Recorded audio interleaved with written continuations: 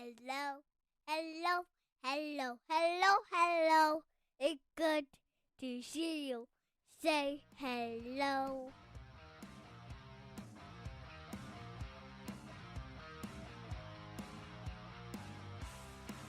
Welcome to the Husky Hockey Podcast, your number one resource for all things mild disappointment, major disappointment, and everything in between as this Husky hockey season starts taking a turn upside down.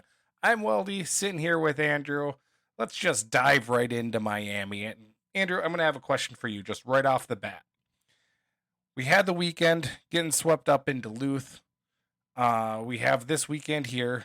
2 ties against Miami, right, at home. Which one is more demoralizing?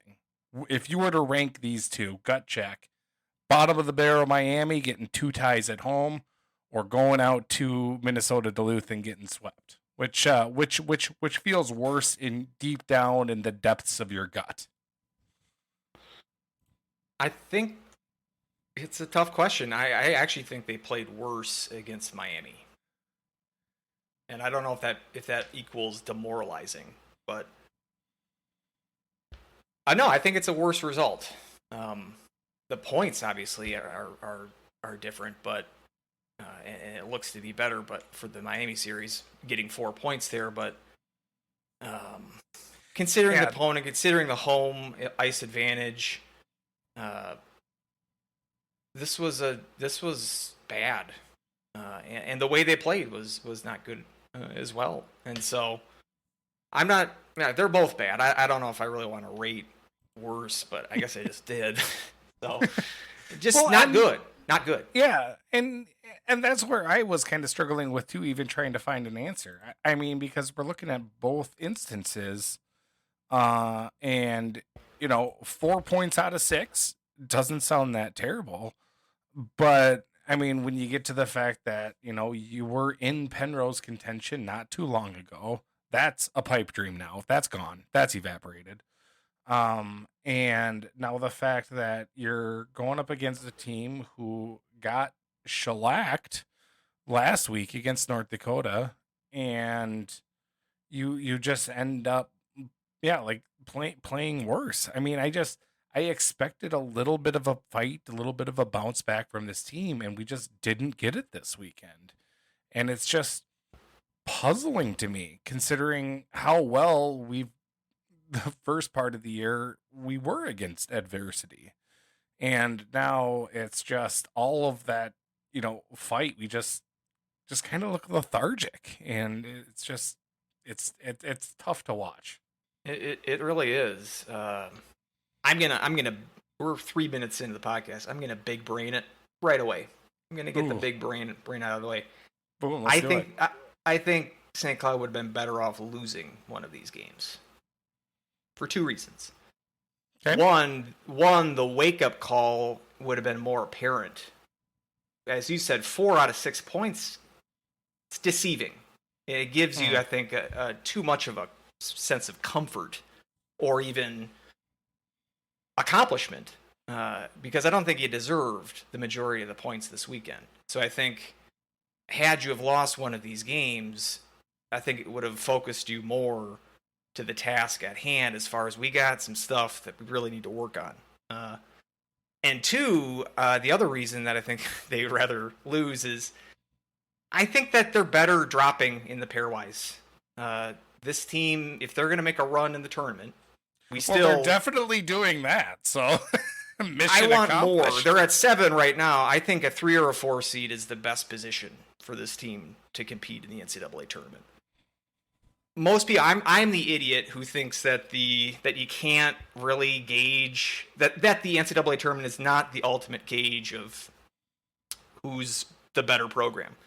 I think it's mostly a series of spins of a roulette wheel. But most people believe that it's still, a tournament that you can get answers to questions that build during a season. I don't really agree with that, but whatever, I'll go along with it. If St. Cloud's ever win a national title, it's going to be from an underdog position. We've seen especially of late, last 2 weekends in particular, this team struggles to get up against teams that are lower than them in the standings and in the pairwise. 10 games this year in which the Huskies have not won, 8 losses and these 2 ties. 7 of those against teams out of the pairwise, 25 and lower. This team, I feel much more confident. Remember when I felt confident about when they're going into the Denver series a few weeks ago. I'm much more confident when this team is playing either a big name university, or someone, or just like a situation where they're clearly the underdog based on standings or pairwise positioning. So I want them to, if they were to be able to play in the tournament, Minnesota, Michigan, Denver, and Boston University, give me those 4 teams. I'd be pretty confident that they could at least bring their best A game. Maybe not win, but not come prepared the way they did the last 2 weekends, where it's the combination of not being focused to your opponent, kind of playing down to their levels, and failing to adjust when, or kick into gear, wake up when the game has started and it's not going so hot at the start. So those are my 2 big brain ideas. I would have rather have than lost one of these games. I know that sounds silly, but that's just that's what this program's done to me over the years. I got to think about things like this. So I mean, tell me how wrong. I guess that's the sad part is that it's like, yeah, I can kind of see that. Yeah, the underdog position suits us a little bit better. The only like real pushback I guess I would have about, they should lose this game, one of these games or anything along those lines is just that I thought we would have had an answer for the adversity that we felt against Minnesota Duluth. Like I felt like we would have some type of a pushback here coming in, but I've got no faith in that's going to happen. This is the first time of the season that I have very little faith that we're going to be able to turn this around. And maybe it's because of the Anhorn injury. Maybe it's because Meyer clearly isn't at 100%.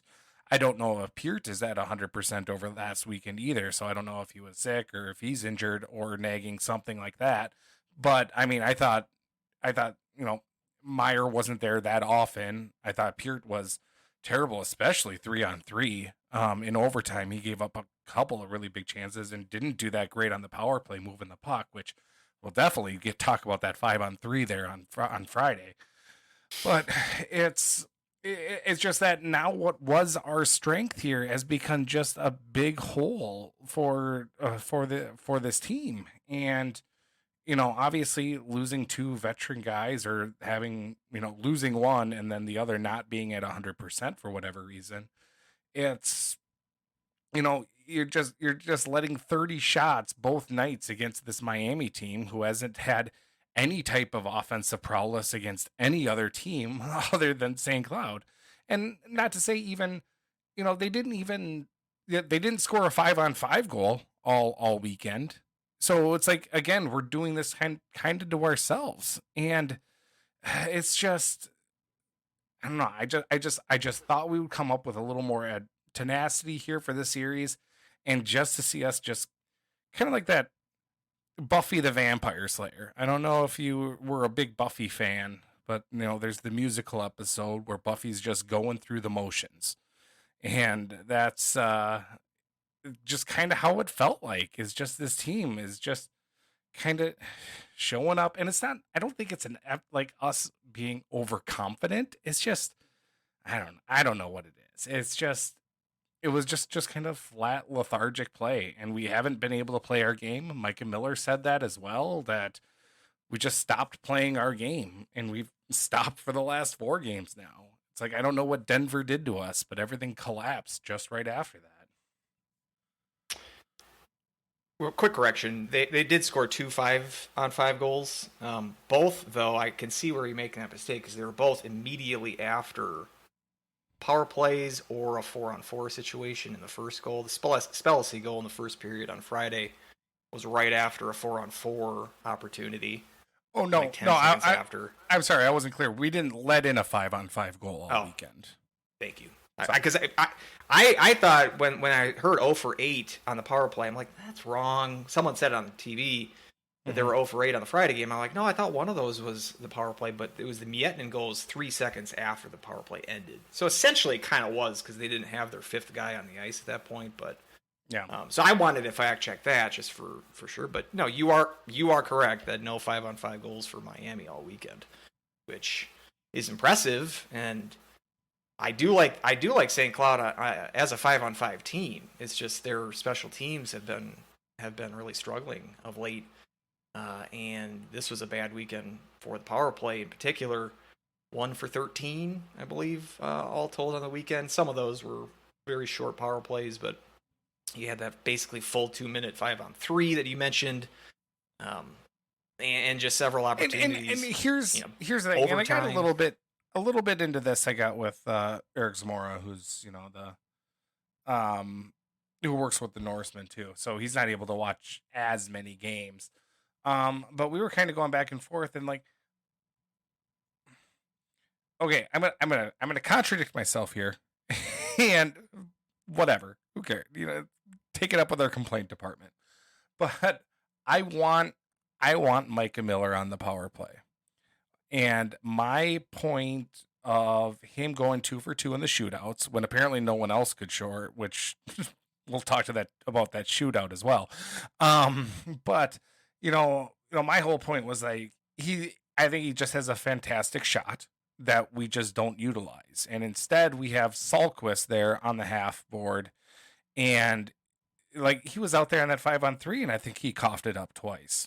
And it's just like he has 2 goals, 2 assists. One of those goals is an empty netter. The other goal was scored to tie it up, which was a nice shorthanded goal. But let's face it, that was Cronola's pass that did all the work. So it's like, I don't understand like Brett Larson's love affair with having Salquist on the ice in those key moments. And I get with the faceoffs, I understand that. But if he wins the draw, you put on somebody who can shoot. And Salquist just isn't that guy. He's not that type of player. Even Spellacy has shown he can shoot. But it's like Salquist, it's not like he's an 80% faceoff guy either. I mean, he's better than average, but he's not like a wizard at that. Yeah, it's gone from baffling to an act of stubbornness at this point. Yeah. I do not get it at all. I went back through the entire weekend, rewatched all the power plays because I'm intrigued. A masochist. Yeah, they were ugly. And just stagnant. It was like Duluth was able to cause confusion and cause movement, and that's what really screwed us up. But us, everyone's just kind of sat in their place. And then a lack of adjustments when things clearly aren't working. They use the same 2 units all weekend. And if first of all, I remember the power play dropped, obviously, after going 1 for 13 this weekend. Out of the top 10. I think they're 12 in the country right now. But I remember last weekend when I noticed that it was like 7th or 8th in the country. If I didn't know the number, and if I didn't know the position in the country, the ranking in the country that their power play was, I mean, that shocks me that the power play is as high of a percentage as it is. It shocks me. And I have to think, why is that surprising to me? And I think it's boom or bust in the sense where they'll score at an above average clip as the numbers show. But for every time that they do that, there's these 2-minute power plays that they don't generate any shots. Like they're not even getting any chances in a lot of these power plays. It's not like it's a consistently peppering the goalie. You always have chances at every power play, which not every team's going to have every single power play be just, throwing everything 5 shots every 2 minutes on a power play. And that's not realistic to expect that either. But that 5-on-3, I don't know how many I don't believe they generated one quality chance during that 5-on-3. And so with these units too, so you got, and obviously Anhorn's absence makes a big difference here. Huge difference. Correct. Front load that into this. Not just on the power play. He was a penalty kill guy. Obviously, I mean, he was their best player, I think, on this team this year. So that's a huge loss.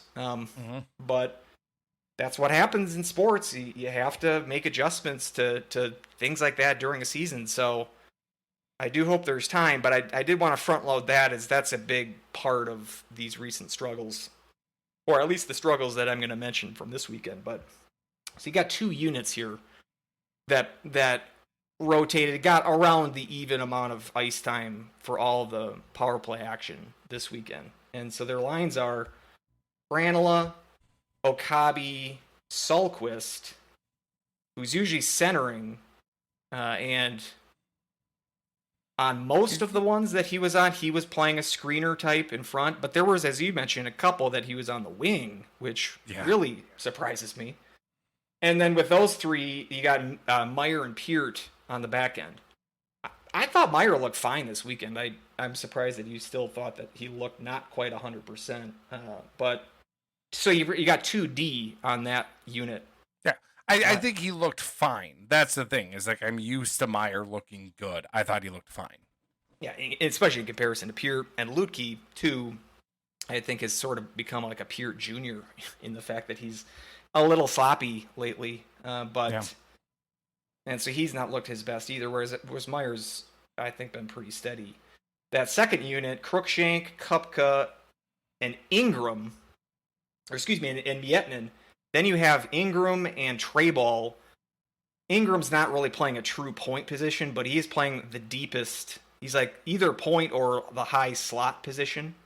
Whereas you got Cruikshank. Kupka is sort of your grinder screener type, which I like. I like that role for him. And then Miettinen's obviously the guy. Cruikshank will kind of be the feeder, and Miettinen's the analog to Granola on that unit, where he's sort of the sniper. And Ingram is kind of being the B sniper, because he's playing up top on that unit. Which, of those 2 units, even though that we're kind of giving some crap to Sulquist, I think that the Sulquist, Granola, Okabe unit was the better of the 2 units on the weekend in terms of generating chances. Granola was the one that scored the power play goal on Saturday, obviously with a nice little snipe on the doorstep. But that second unit, I'm not sure if I'm a fan of Ingram in that position. I'm feeling not sorry for him, but he's been placed in so many different roles this year, and there's been very little consistency with what his line mates are, even what position. I mean, he's played some center, he's played some wing. I mean, in theory, I don't mind the fact that he's on the power play, but him playing this sort of quasi-point man position is yet another kind of new, difficult task to shoulder on him in his freshman year. I might replace him with someone else on that unit, and Treyball as well. I didn't think that Lutke played all that well, but I think Lutke is more naturally suited as a point man quarterback on a power play than Treyball, who's even more stay at home than a guy like Meyer is, or even Bushy for that matter. Treyball, I'm imagining, is only really getting this opportunity because of the Anhorn injury. And it's just interesting that they're playing one true D on one of these units where they got 2 on the other. They got the Meyer and Peart on the other. And so if it was me, I would use Miller instead of Sulquist. Miller is of the top 6 guys forwards pretty much all year. The only one that's not getting power play time is Miller. I think he should change that.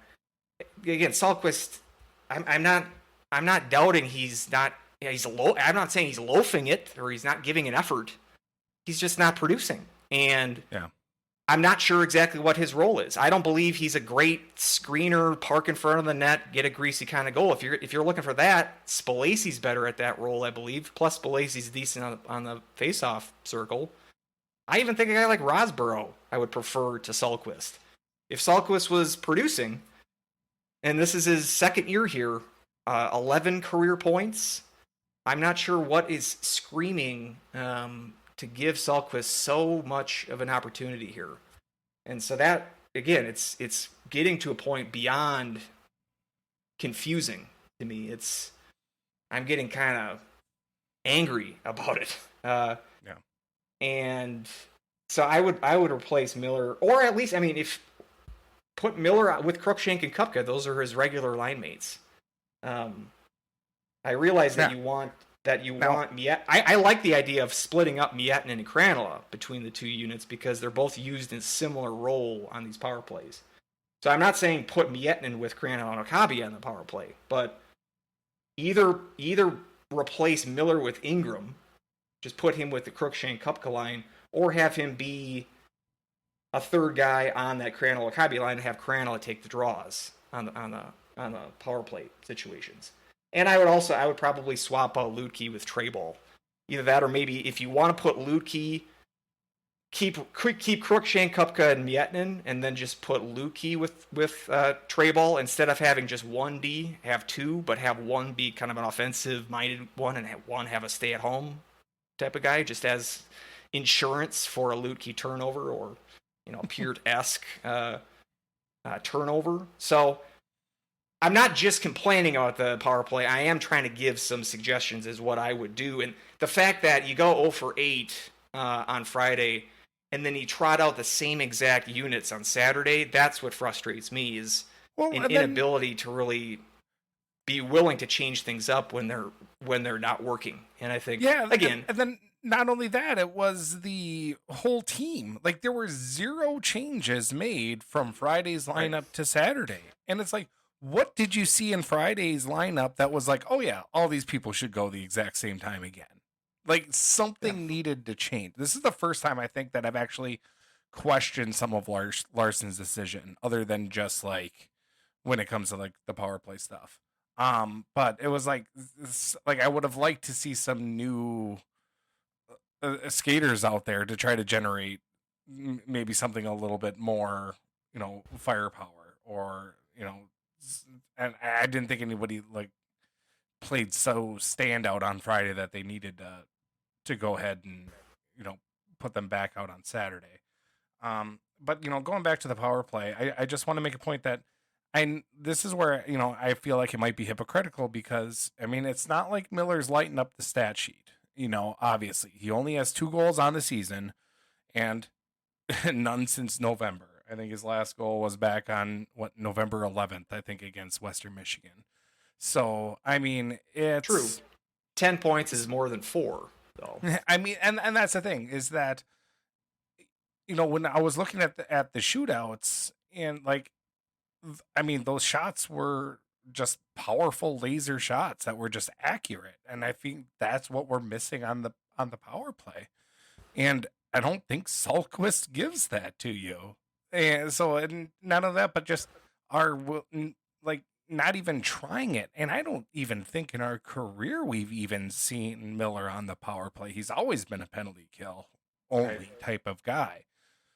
So it's just, give the guy a chance. So I don't know. I had one other point that I wanted to make, but I don't know if you wanted to jump in anymore about the power play. Yeah, not about the power play. I did want to note, I was also surprised the first shift in overtime on Friday appeared to the point Okabe with Kupka up front. I'm like, where is Krannila? Krannila is your best player. With Anhorn out now, Krannila is your best player. I even went back to see, did he take the last shift in regulation and he was gassed? He did. He was on the ice for that last breakaway for Miami, if you remember, for like 30 seconds to go that Bassey stopped. And Krannila was like the main back checker. He like was hauling ass and like tried to make a poke check at the end. But Okabe was also on the ice at the same time with him, and you had a 2-minute break between, after the end of regulation. But just again, Kupka and Okabe, when are they ever playing together in a 3-on-3? I struggle to even give the 3-on-3 overtime that much credence. I don't care that much, but that was a pairing that made me scratch my head a little bit.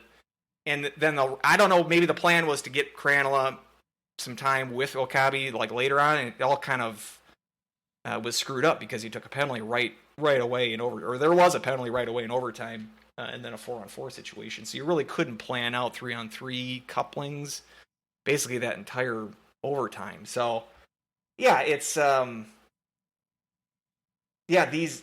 that's one issue. And last week I remember mentioning that I decided that I'm pro Larson, and I stand by that. But I think I'd like to expand on that a little bit. I think there's two. I mean, a college coach wears a lot of different hats, and I think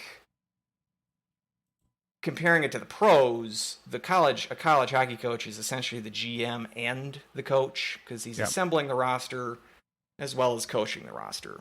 And I think at this point, I think he excels more as a GM type.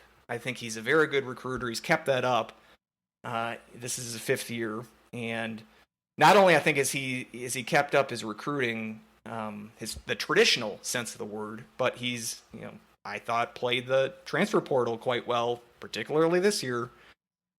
Played that very well with Anhorn, Cruikshank, and Bassey coming over this year, and getting also some contributions from Cockrell and Donahue in the past as well.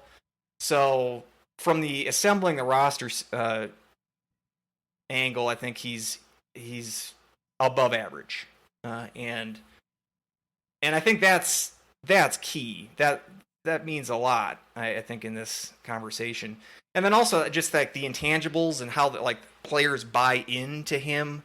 I think he's a player's coach in the sense that you look at, he has been active getting players in the transfer portal to come to St. Cloud. He's also done a pretty good job retaining players. Like, not a ton of players have bolted St. Cloud. Been some fringe guys like Rocco last year and Lamrou, the third goalie. So there's been some guys, maybe I'm forgetting some, but no real high impact players have chosen to leave, which a lot of programs can't say that. The fact that players have a good season and then they want to springboard that into a sexier school or whatnot. So he's done a good job being able to keep players in the program as well, and I think that speaks to his likability and the fact that the players trust him. And so I have no doubt that the locker room aspect of a coach's role is that he's doing a good job there too. It's just when it comes to X's and O's, though, and when it comes to certain personnel decisions, they're talking about power play issues. We talked about power play issues last year, and remember they had a 30% plus rate last year, but they went into a funk right around this time last year as well. Yeah. And so I think it's reasonable to criticize him for some of these decisions. And I don't think it should be beyond the pale to do so. I like Larson. I don't think I wouldn't want another coach in the position right now. But at the same time, I don't think he's Scotty Bowman, and that's fine. But I was kind of frustrated with some of these roster decisions and special teams units construction-wise this weekend. So, but I want to say, overall, I am pro Larson. I'm a fan. I like him. I think we're in good hands. But yeah, I think he has some room for improvement as well. And that's the other thing too. I mean, this is his 5th year. Like I said, I almost think it's maybe even too early to judge an overall, is he a great coach? Because there's still guys on this roster that were not, that were committed prior to him taking over the job. Meyer, Miller, Bushy, basically I would say with COVID, probably guys. A majority of them are. I think it's just, I did some digging too. Like Cranola, that was Larson. It's basically like Meyer, Miller, and Bushy, I think, are the only ones. Oh, really? I would have guessed more. That committed prior to him taking over the job. So, so next year will certainly be the first year where the entire roster is guys that he had a hand bringing in here.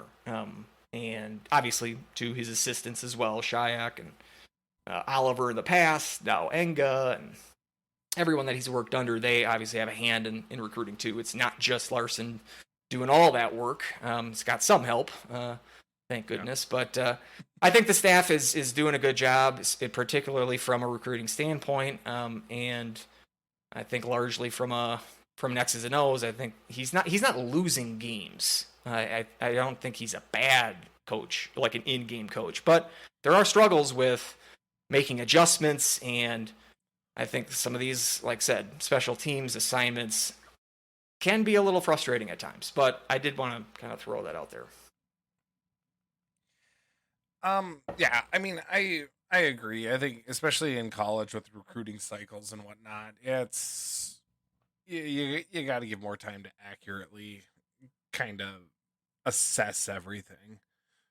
Maybe a little bit less when it comes to how the program was left, because obviously the program was left when Motzko left it was in really good shape. Right. Whereas, like, you look at Colorado College when it was left, it was just absolutely, skeletons. But, it is on him to take that forward momentum and keep propelling it in the right direction. Very true.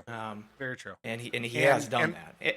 In a school, let's be honest, St. Cloud is not the easiest school to recruit to. I mean, you're blessed to be in a good recruiting footprint. Being able to get Minnesota guys. Obviously, you have competition with the other in-state schools, but it's different than, say, Omaha or Arizona State, somewhere that doesn't have a natural hockey footprint for players. But he's made a lot of connections over the years. His times in Duluth and his times in the junior ranks. He's been able to establish a good rapport among, hockey players and coaches through a lot of different levels. But facility-wise, St. Cloud's not the jewel of the state in any sense of the word. So we shouldn't underplay the fact that, yes, he was handed the keys to a pretty nice car when he got here, but it was up to him not to crash that car, and so far he hasn't done it, and credit to him to do that. And that's tough to gauge too, like you said. It depends on what, David Carl wins a national title with Denver last year. He was offered the Anchorage job, I think the year or two before. He's an Anchorage guy, like he grew up in Anchorage. So they offered him the job and he turned it down. Probably a good decision on him, because Anchorage soon folded up the program and now they're back, but kind of on life support. Would we be talking about, I do like Carl. I think he's grown on me. At first I thought, again, this was sort of he was fortunate to fall into such a position, but he's shown that he's, I think, a high-quality coach. But our perception of Carl as this, young wizard coach, national champion already at barely 30 years old, I think the perception of that would be a little different if he had been slugging it out in Anchorage rather than Denver. So the context and how you inherit the program that you get certainly tells part of the story as well. But again, thumbs up on Larson, but room for improvement as well. But, when you're talking about being a player's coach, I bet being a player's coach is, fulfilling on promises or not giving things away or being too hard on players or whatnot. Maybe that's why Selquist has such a long leash on the power play. Right. Is because it goes both of that ways. reason. It goes both ways. So it's a double-edged sword when it comes to that.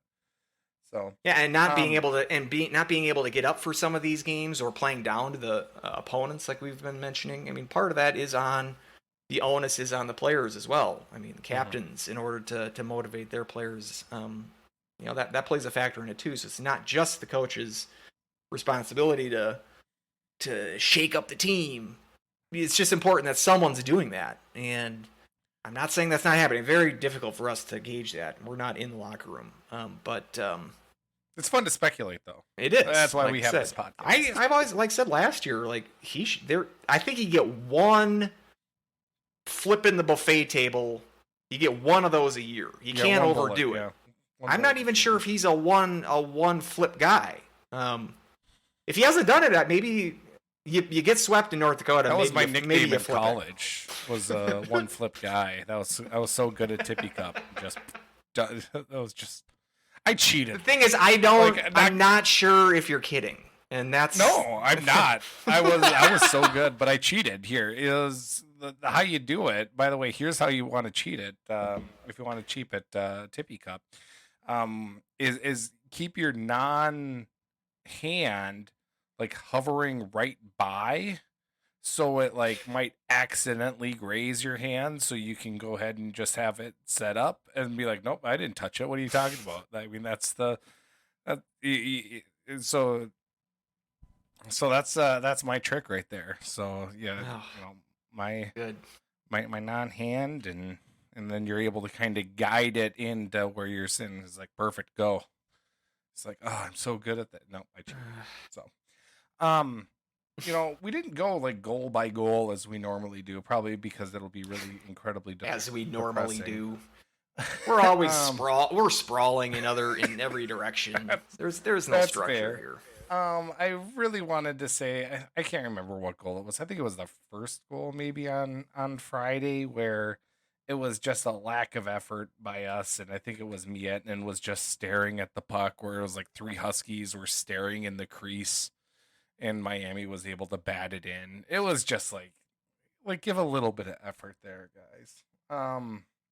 Bunch of chances for Bassey to stop. A couple of rebounds there, but as you said too, no clearing, no help. No Even help. Though the bodies were there, but no one was clearing the puck. So, one thing I want to point out here is, we were talking a little bit about Miller. I mean, along that same line, is it time to break up Miller, Cruikshank, and Kupka? I mean, right now, so Kupka, no points in his last 5 games. His last goal was on the 14th. So what was that, against CC, I think? Yes. Right. Miller, no points in his last 6 games. And then Cruikshank, 1 point in his last 5, but his last 5-on-5 goal was also on the 14th against Colorado College. I mean, that line I thought was fairly invisible. I mean, let's face it, I thought the only one who really stood out in a positive way would be Cronulla on the weekend when it comes to forwards. So, I mean, I don't know. It's just, I thought Miller, Cruikshank, Kupka, maybe it's time to put them in a blender. Let's move them all around. Let's just see if something else. What does that mean? Who are you putting with those guys? If you're gonna spread them around, what sort of players are you seeing that you think deserve maybe a step up in the line positions? I remember the Gopher series and the CC series. I think we both agreed, definitely the Gopher series, that the Cruikshank line was the best line for them. I've been impressed with Kupka, even this whole time too. The last couple of weekends, I thought he was fine in Duluth. I guess I'm saying I would not break them up, but you're making a decent point that they haven't been lighting up the score sheet here, or even making it to the score sheet in most cases here. So making a compelling case, it's just when you say something's got to change, give me a suggestion. What would you do?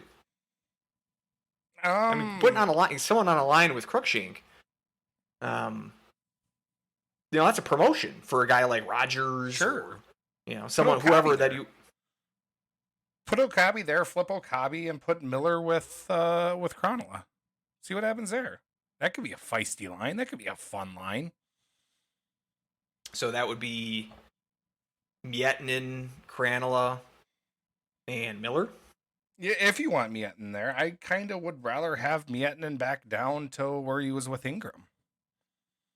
That also really, I mean, aside from the Bemidji series, that one game, I guess, the time that they've put them together, I don't think has produced any goals.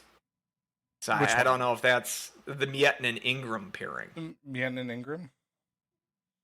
Again, I like that in principle, but it really hasn't happened except for that Bemidji series. So, and what's happened to Grant Ashan? Is he hurt or something? I mean, it's not like he was knocking my socks off, but he had some decent play in the first half of the season. Seems like we haven't seen him in months, and I haven't heard anything injury-wise.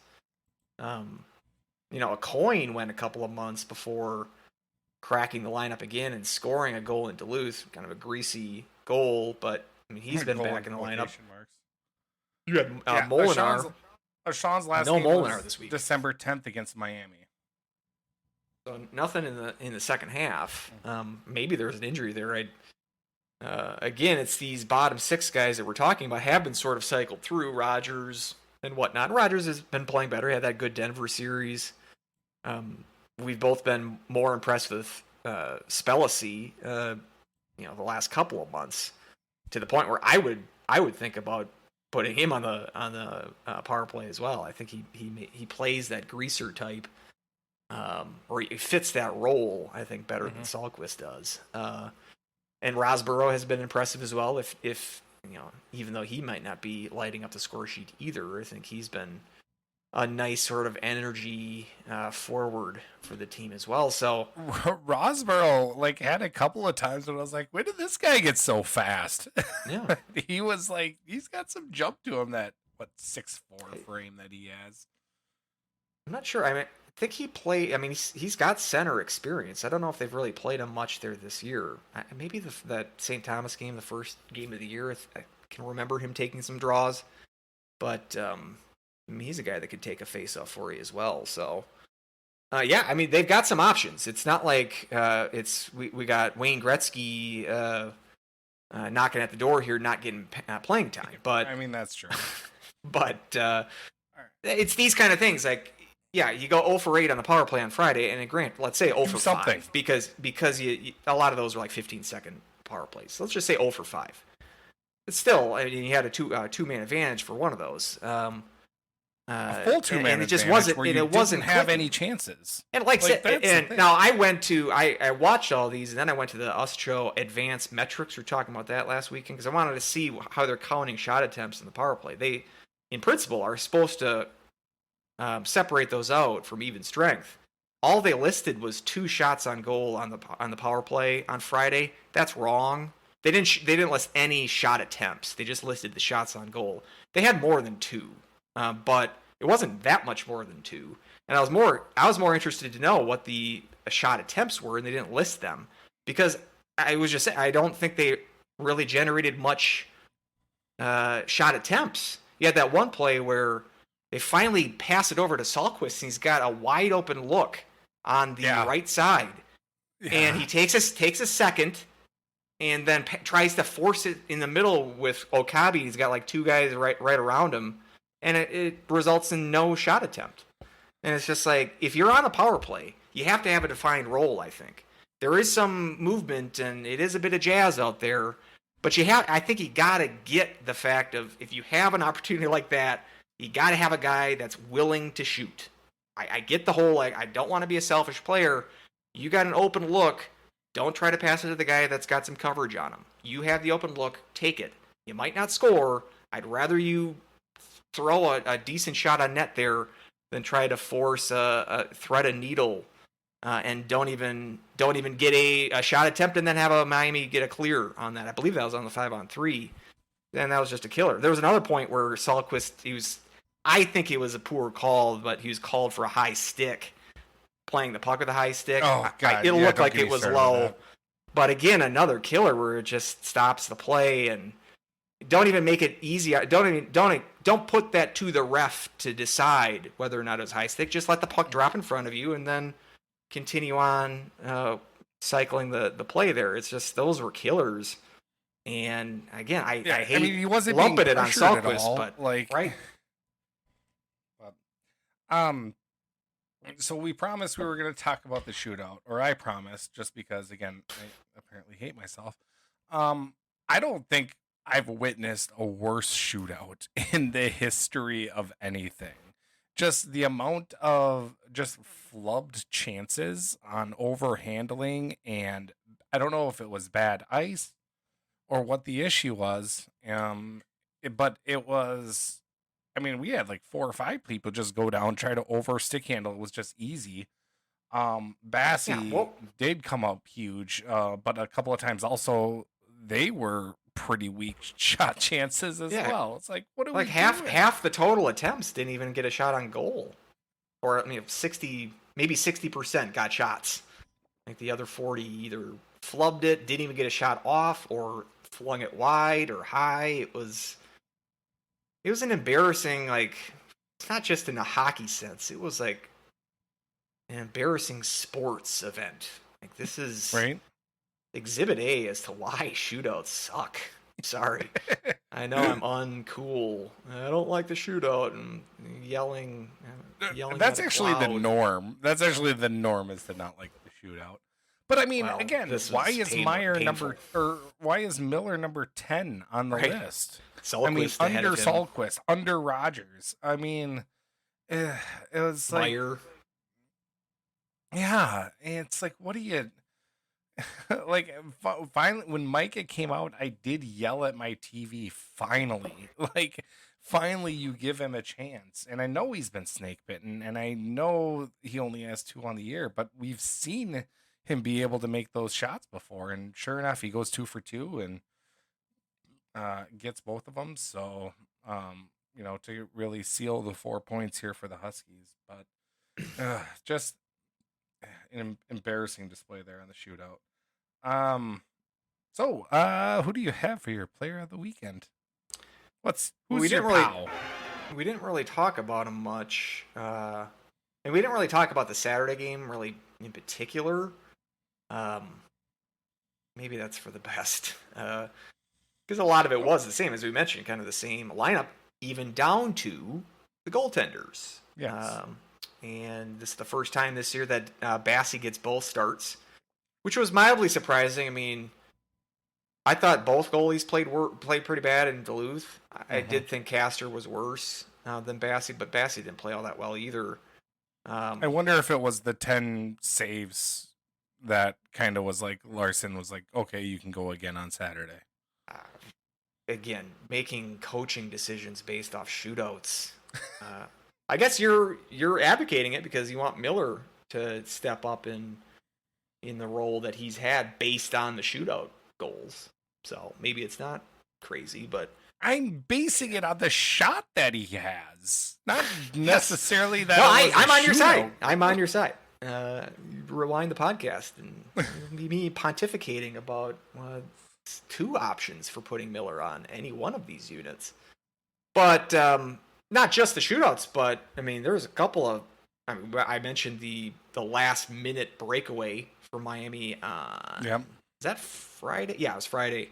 It was Friday. And several during the weekend. 3, 4, 5 breakaway chances for Miami, which tells you a little bit the looseness of this defensive core.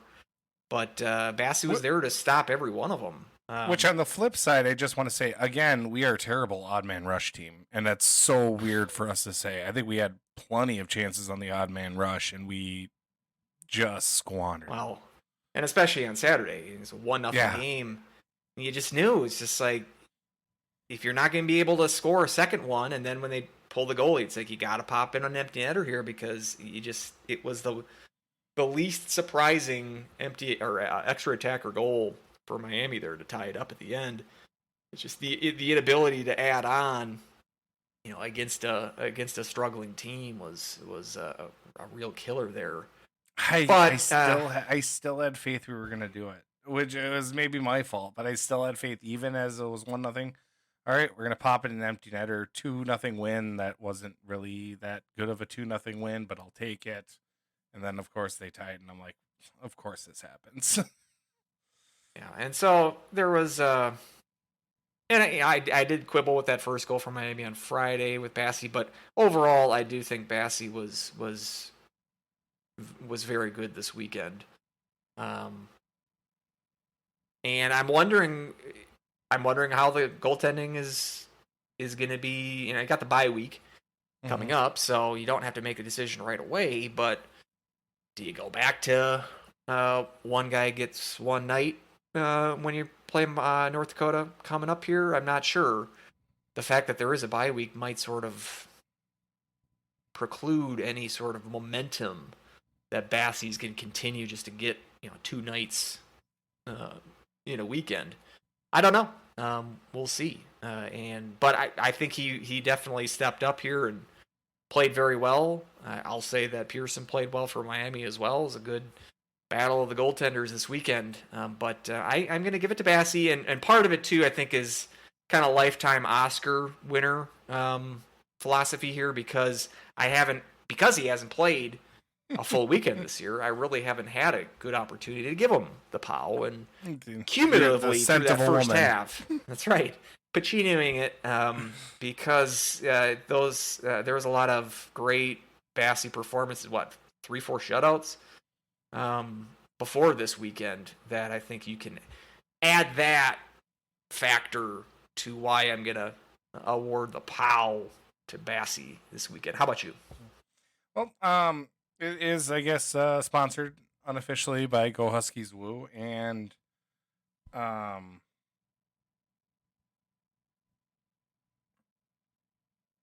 now I'm trying to find exactly where it was. Tap dance. Insert Perfect. The elevator music. Do. What is it? What do they have on K-Fan? Is it Match Game? You have the Match Game theme playing right now? Yeah, maybe.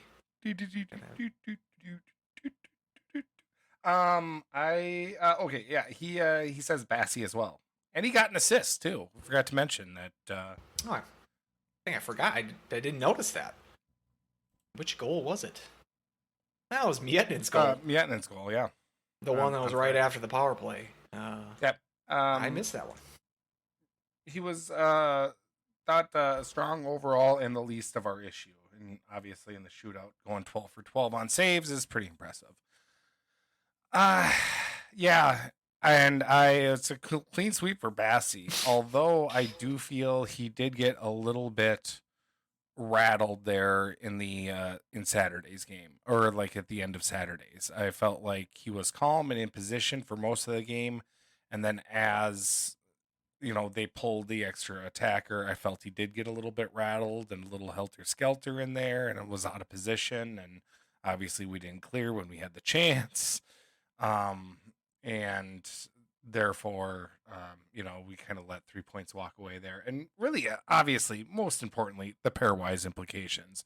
Like, this is a team that we're supposed to win against, especially at home. And what could have been disastrous if we did end up losing in overtime or whatnot, he came up big. So yeah, I think giving him the player the POW is the right choice.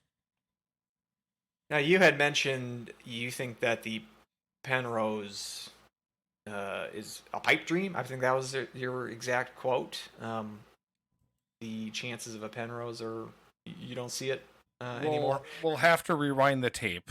But I like the line. Sounds so like me, so I'm going to say yeah. Because I would tend to agree, even though mathematically it's certainly still a possibility. I would almost say it's more of a possibility that the Huskies finish out of home ice than it is them getting a Penrose at this point. Which to say is also a long shot. They're still up by 9 points. 9 points. 9 points? 9 times. Over Duluth. Although technically I think you would have to give North Dakota, because they have games in hand. I think that they might... Anyway, you're 10 points. I'm sorry. It's erase the whole 9 bit. I'm sure you're going to put in the Ferris Bueller. Staying in there. Screw it. Okay. 10 points ahead of Duluth. 12 in front of Dakota. Again, Dakota's got a couple of games in hand that they'll make up this weekend. But so that's like a 3-game gap between those two, and we just got 6 games left. St. Cloud does. So I think it would still be unlikely that that's going to happen. But the one perspective is we got 2 games against Minnesota Duluth, 2 games against North Dakota. That's true. So true. I mean, that's a that's what I'm saying. Like, either way, you're only 2 points behind Denver, but like I said, I think with Denver's schedule and they have the 2 games in hand themselves, I don't see. I don't like see if St. Cloud played Denver still, I would give them more of a chance, because then you'd have a direct chance to make up points, and you would, by sweeping Denver, not only do you get 6 points, you prevent Denver from getting any points themselves, but you're done with Denver.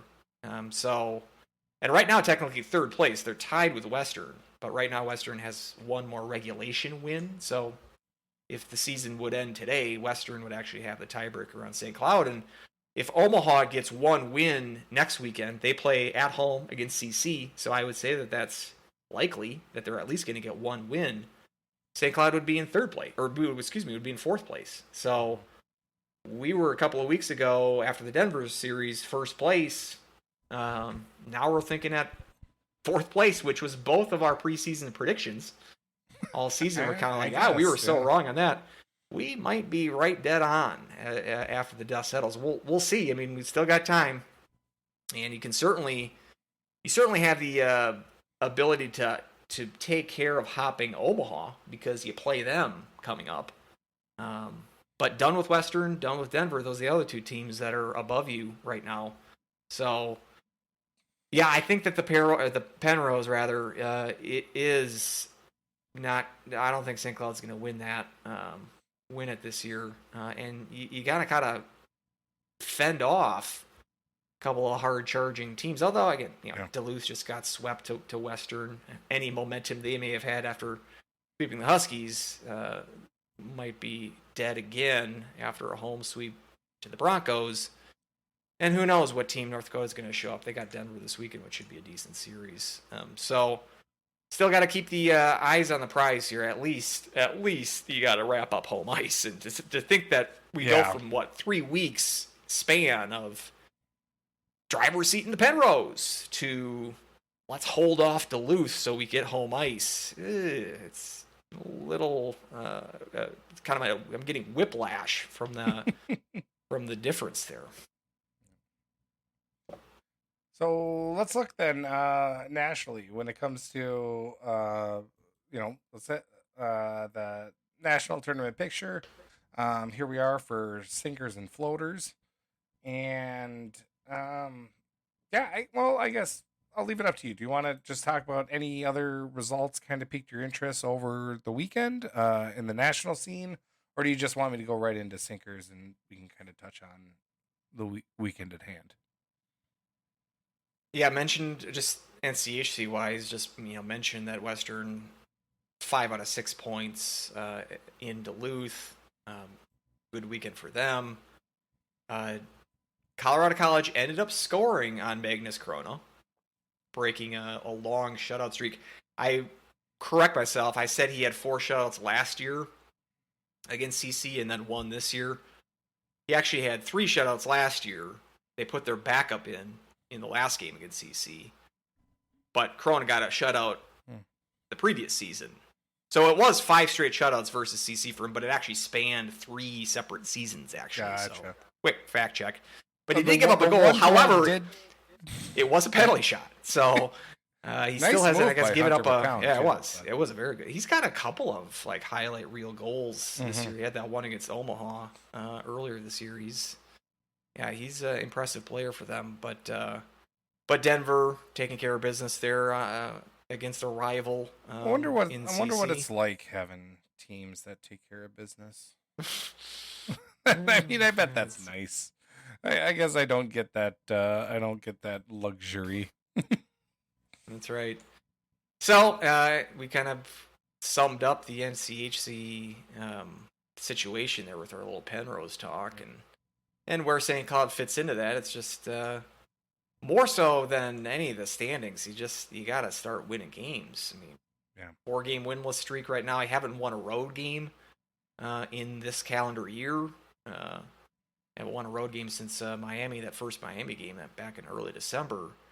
So, got a 4-game road trip coming up.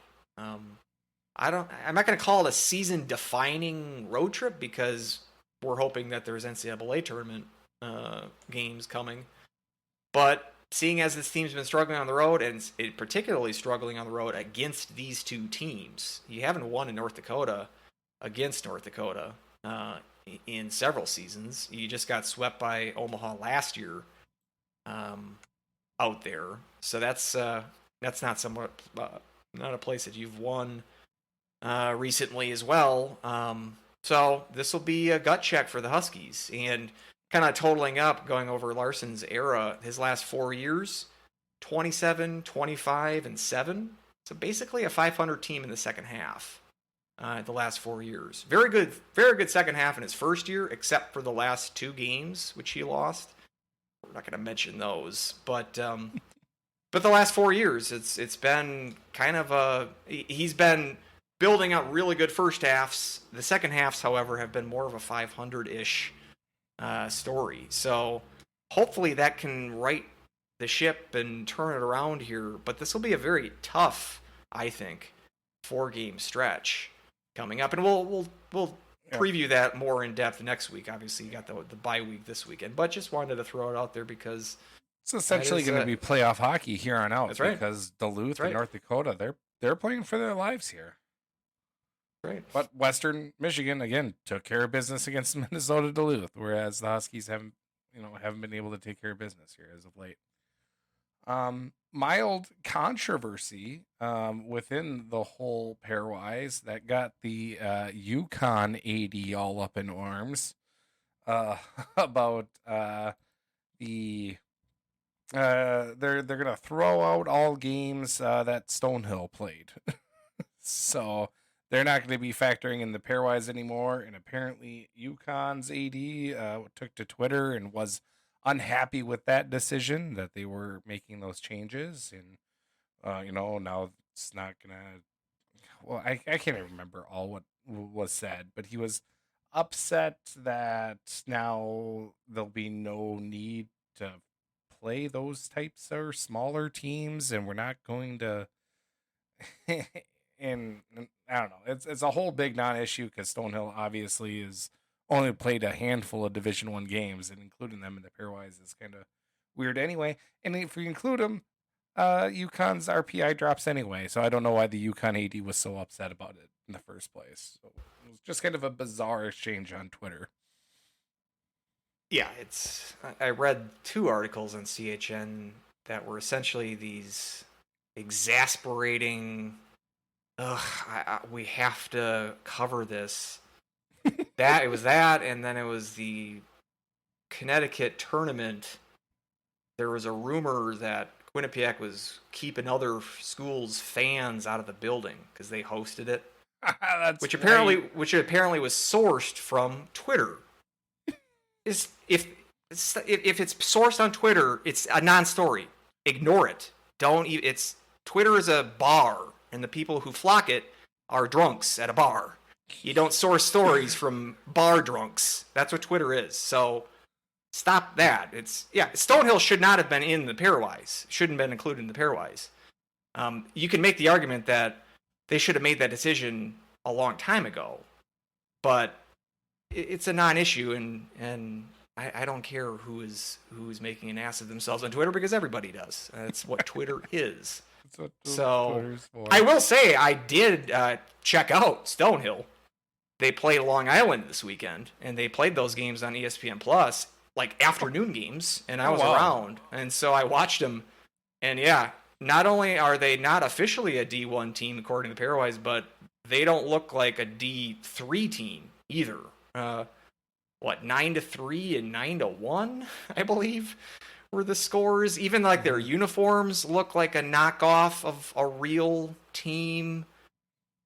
The Saturday game, they even the announcers, because it's Long Island is doing the games, and they were down 9-1, and Stonehill got a power play with like a minute and change left in the third period, and they took a timeout. They took a timeout to set up their power play, down 8 to Long Island, and the announcers are like, "What are they doing here?" It's just, it was shocking, the amount of incompetence. We can complain about St. Cloud's performance this weekend, but oh boy, Stonehill's got a long way to go. At least they're putting like a halfway decent effort in the women's side. They already have a conference. We'll talk about the St. Cloud women in a little bit, but they're already in a conference themselves and playing decent. This is their first year. first full year for D1, I think in all their sports. I think that's why they sort of rushed this with the men. They really didn't have any plan, and clearly unable to fill out a D1 schedule. They're playing most of their schedule because they're still D2, and there still is D2 teams in hockey. They just don't play a D2 championship. So you can either play D1 teams or D3 teams. You kind of play a mix between the two of them. So they're playing other teams around the Northeast Post and St. Anselm and teams like this, and then getting Long Island for a couple of games. And I think they got Lindenwood maybe this weekend or next. It's coming up. Circle that one on your calendars. But not super optimistic for the Stonehill Skyhawks men's hockey team based on this past weekend. So as far as sinkers and floaters, the top 7 are pretty much the same. Top 8 are pretty much the same. A little bit of shuffling with St. Cloud. Obviously, the 2 ties drop us down 2 spots, down to 7th. Penn State and Denver both move up to 1, to 6 and 5 respectively. The big, kind of 2 that jumped out to me that jumped up. Michigan Tech really helping their chances. Moving up 2 spots up to 10 now.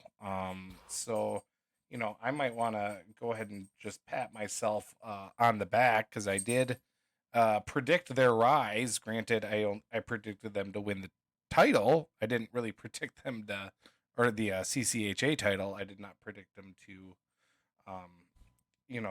jump up, all the way to 10 in the pairwise. So they've moved up here quite a bit.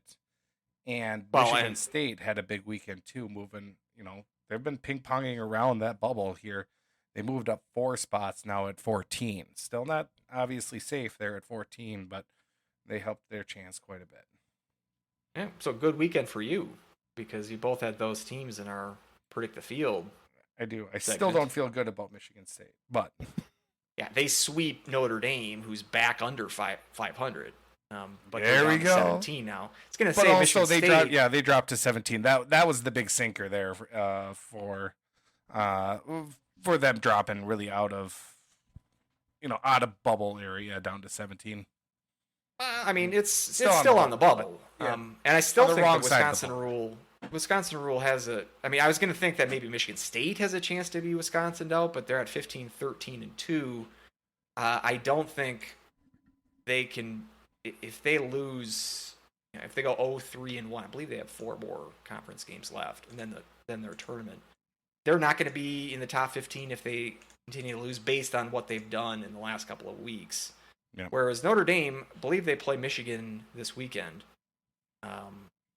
And that's certainly something if they split against Penn State on the road a couple of weeks ago, and they moved up, I believe, 3 spots just due to a road split. And because Michigan is at 4 in Pairwise right now, that's a road series for Notre Dame. A road split I would definitely see, especially if Michigan State loses their next series. I could definitely see them getting back into the top 15 with that under 500 record. So that's our best hope for Wisconsin rule, I think, is still Notre Dame. But, yeah, we'll see if Michigan State can keep this up. Actually, want to check to see who they got this weekend. Go on. Well, I was just going to say, just for clarification and timing issues, and if you really care that much that you're looking at the pairwise as I'm talking about it, I did run this. I decided that I'm just going to run this in the morning.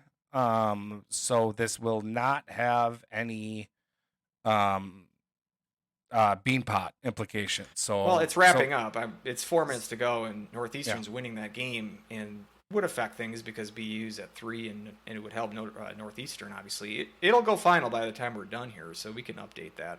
And I was off. Notre Dame's got Ohio State this weekend at home, whereas Michigan plays Michigan State. First game at Michigan State, second game at the Little Caesars Arena in Detroit. Every year they'll play one of their games in Detroit. So just one true home game for Michigan State this weekend.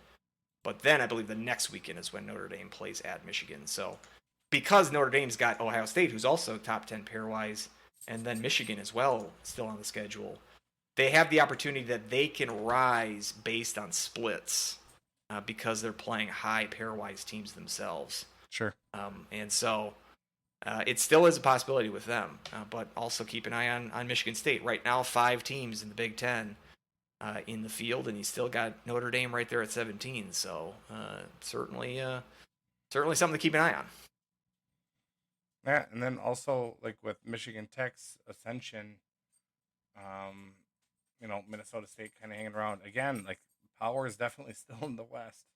It definitely hasn't moved out east yet, so that's surprising to see St. Thomas win against Mankato in overtime, albeit, but first win against Mankato for them at the D1 level.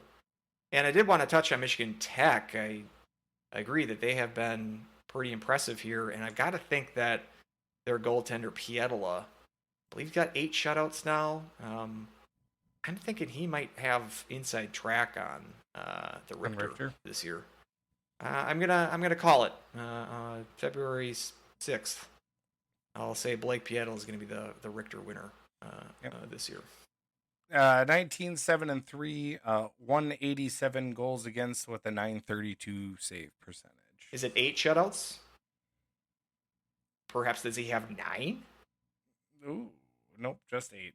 Just 8. Well, when he gets to 9, then he gets to 9. I'm not giving him the sound effect. He doesn't get the sound effect if he doesn't actually have 9. It's too bad. It's too bad Them's that the 8. Rules. 8 just doesn't sound cool. You can't really do much. It 8, especially with our Minnesota accent. 8. Right?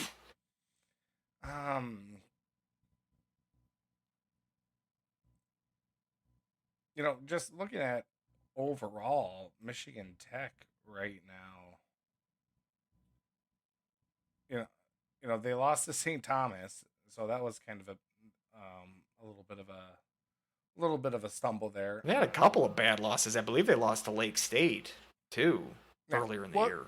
Yeah, and then they had a shootout loss to Ferris, but if we just count that as a tie, I mean their last regulation, other than St. Thomas, then Western Michigan at the GLI. So I mean they've had a good stretch, is what I'm trying to say. Yeah, just one loss in this calendar year. So. Yeah, and then if you go back in the last 12 games,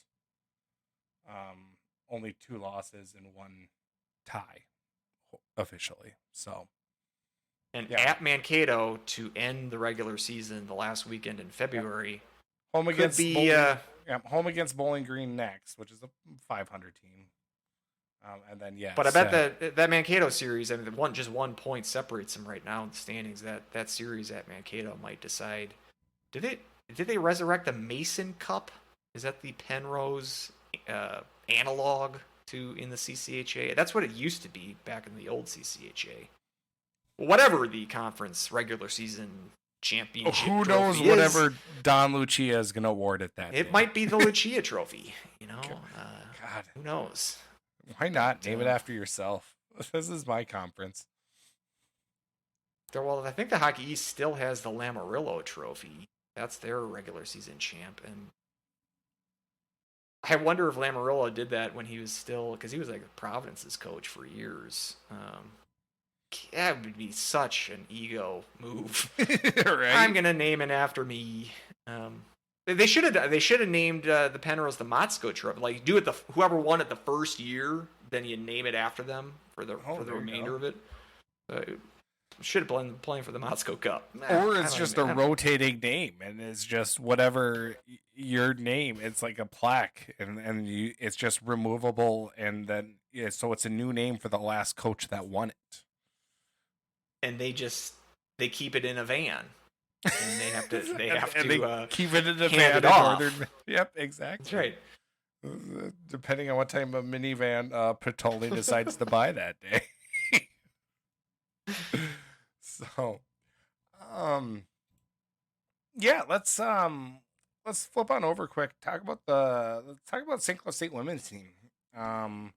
Now, obviously, every year, Wisconsin has their big fill the bowl game where they play at the Kohl Center and have record attendance. So they had 14,000 and change there for the St. Cloud State and Wisconsin game. And I will say that they did definitely get a show. And that show came from the St. Cloud State goaltender, pitching a shutout there and with a 1-0 win.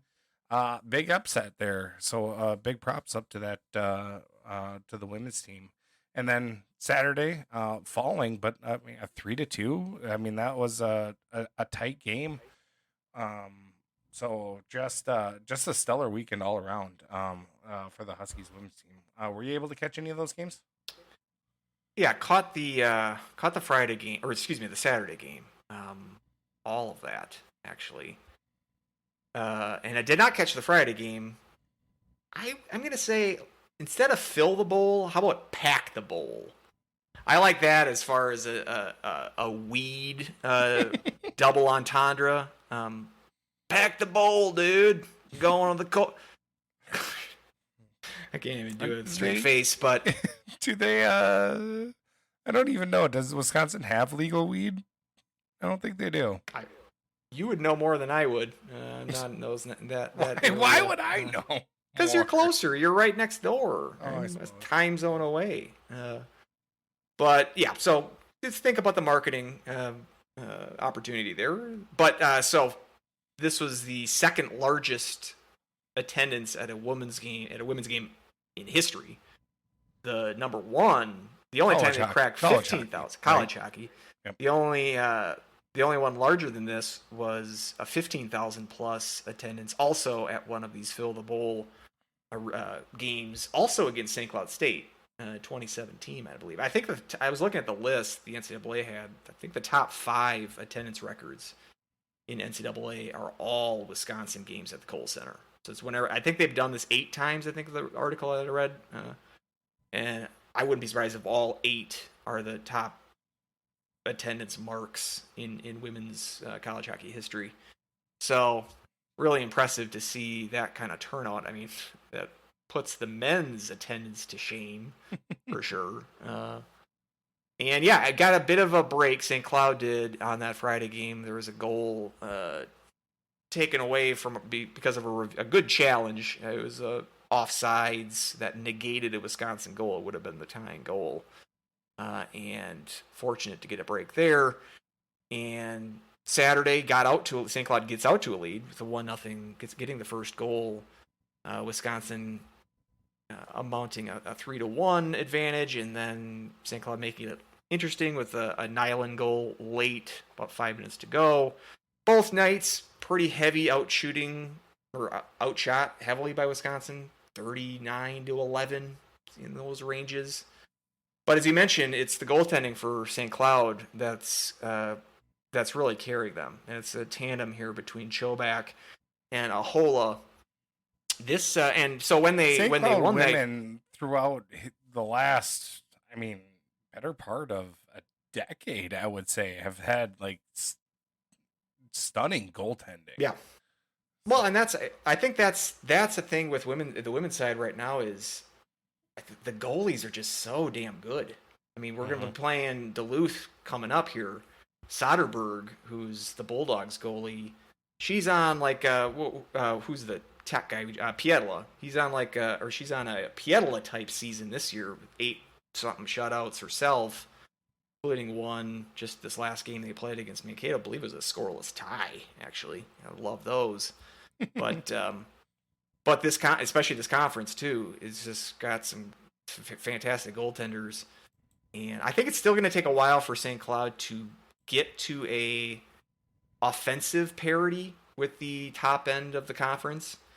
But as we've seen with these goaltenders, stealing wins against Wisconsin, saw the Hall of Fame game against the Gophers earlier this year, and then even taking Wisconsin to another overtime game earlier, took Ohio State to a overtime earlier as well.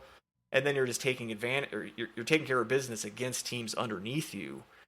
Now we saw after the Friday game, they were 11th, I believe, in Pairwise, and 11 teams now make the tournament for the women's side.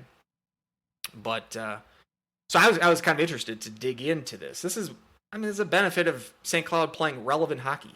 late in the season, the women's team, is that now I'm really interested in following this team. I was able to watch the game because I bought the Big Ten Plus for a month to watch that Gopher game, the men's Gopher Husky game at the beginning of January. And I had already, weeks ago, set it to just cancel because you get it for a month. I just said, let's just cancel it. Just want to do a month. I actually went back and I'm doing it for another month because I want to watch the rest of the women's games because they're all on that app. It's another advantage of the Big Ten Plus app is you get all the women's games, all the women's WCHA games. So they have their TV or streaming deal is through the Big Ten. So I'll be able to watch, and because they play, the men's team doesn't play this weekend, and a lot of times St. Cloud women will play in the afternoon before the men's games. So it's games that I can watch, which I like, and I'm kind of getting into this team. And like I said, it's these goalies that they're giving them a chance. I still think so I was doing some reading as far as I needed some confirmation as to how many auto bids there are in the women's side.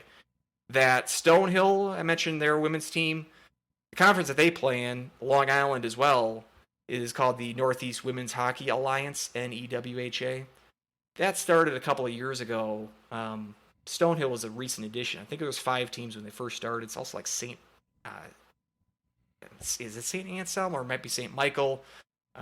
It's a lot of small, D3 schools. Both of them, St. Anselm and St. Michael's. Okay, I knew I was honest. Franklin Pierce, which I believe won it last year.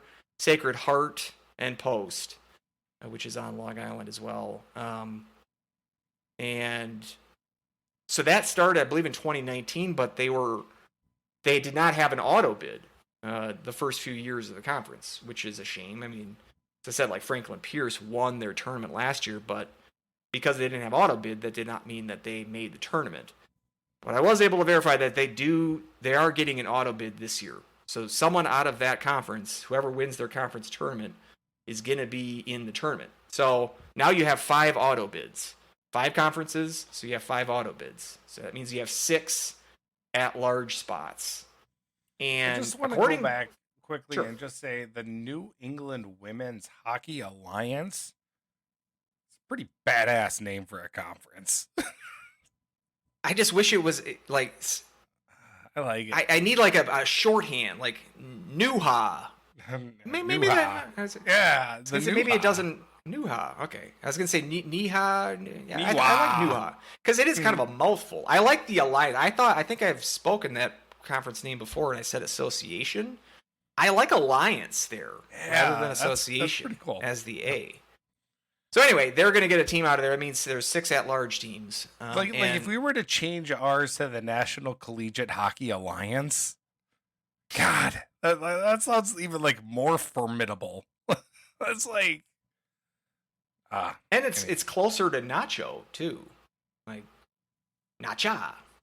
But anyway, we can workshop that. But I'll talk to Heather about it at the next school board meeting. That's right. Let me know how that goes. Okay.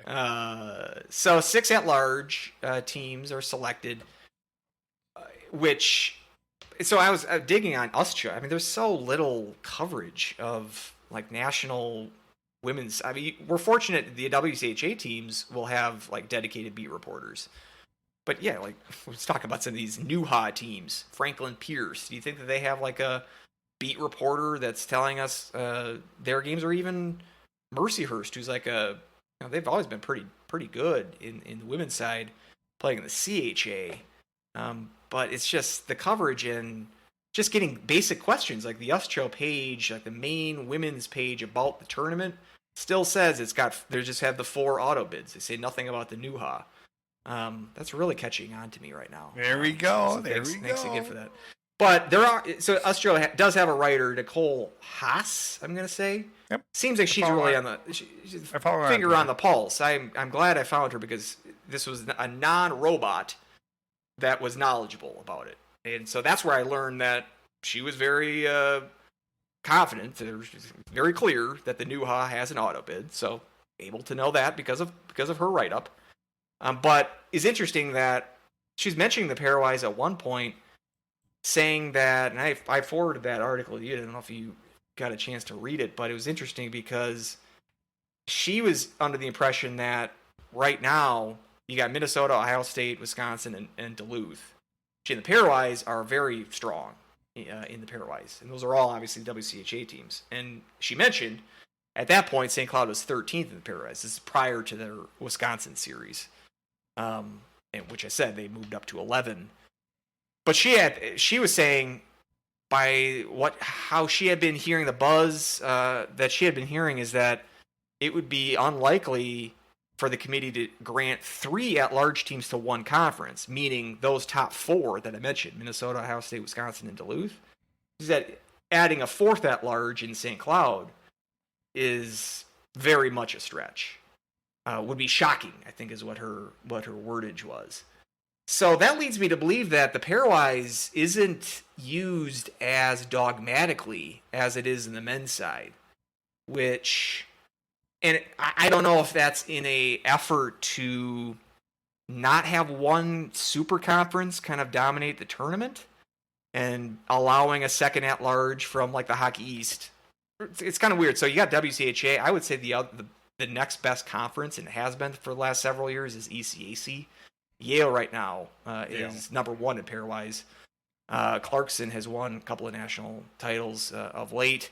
Colgate's been very good. Quinnipiac's very good this year. So it seems like the ECAC out east is certainly better than Hockey East, which is interesting. So I'm curious about it. I kind of want to dig more into that, or if there is more politicking involved in selecting the field. And now that there are 11, this last year was the first year that the tournament expanded to 11 teams.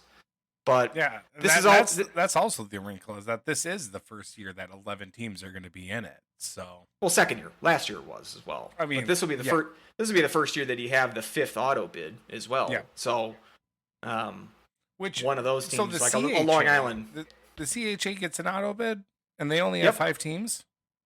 Yep, that's Penn State right now is leading that conference. And I said Mercyhurst is probably like this is weird to say, the traditional power of that conference. But Penn State having a good year as well. On the standings here at CHN, the ECAC, which would make sense because they are the Ivies and they have to overthink things, but it's looking like they are using half points. Why don't you just? I'm assuming that's like to do like overtime and shootout results.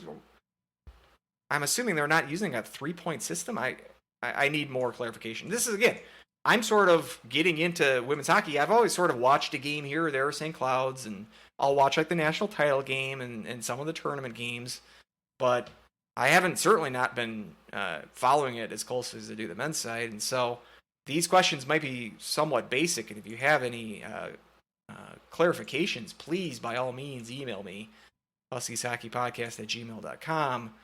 But this is all to say, I do think that St. Cloud's best chance to get into the tournament is to win the WCHA conference tournament, which it's a tough task. But because you're gonna have to likely play Duluth if you hang on to 5th.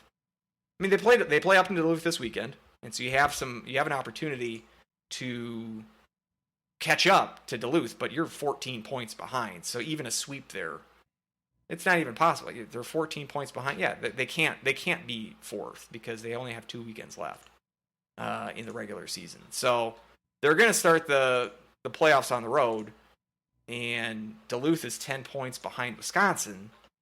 So unlikely that they're going to be able to hop Wisconsin. So you're looking at a Duluth playoff series up in Duluth, in addition to the 2 games you play with them this weekend. You got Mankato the weekend after that to close the regular season. But the task is beating Duluth in a road playoff series against that goaltender that I just mentioned, Soderberg, and then winning 2 additional games against, 2 of Wisconsin, Minnesota, and Ohio State. Most likely they're going to win their playoff series as well. So, no, they've beaten the Gophers this year, and they've beaten Wisconsin just this last weekend. Took Ohio State to overtime, and in a one and done rather than a series. It's possible, but just to get to that stage is going to be an uphill climb. But it's fun that we're 2 weeks left in the regular season and we're gaming out playoff scenarios for the Huskies women's team here. Excellent job by Adolski in his first year.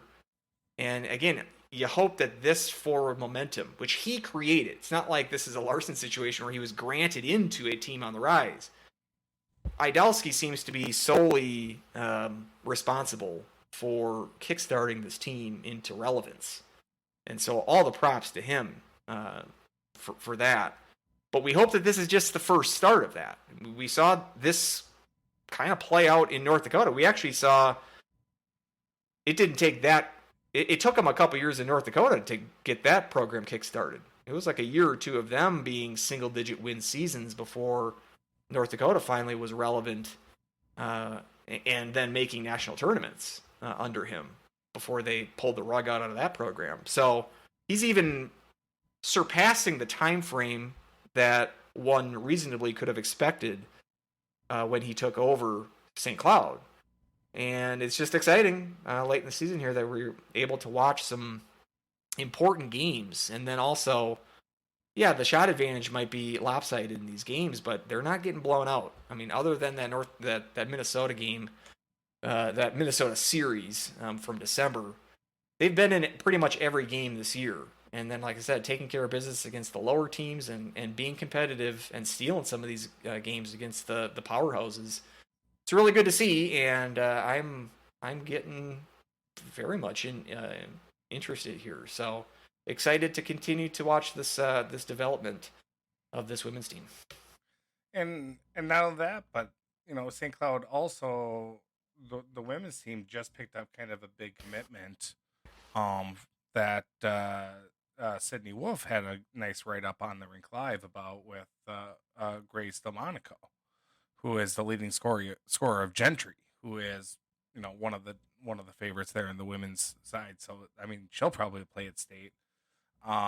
So kind of seeing her in action to see what type, and Gentry Academy also with Alexa Hanrahan is committed to SCSU. So I mean, already we're getting, I think, maybe a little bit more of a local contingent coming and really staying here, which is always have been the problem, that St. Cloud has always been, fourth fiddle when it comes to the women's programs kind of in the area in history, where we have found success, but the success we found was all international for the most part.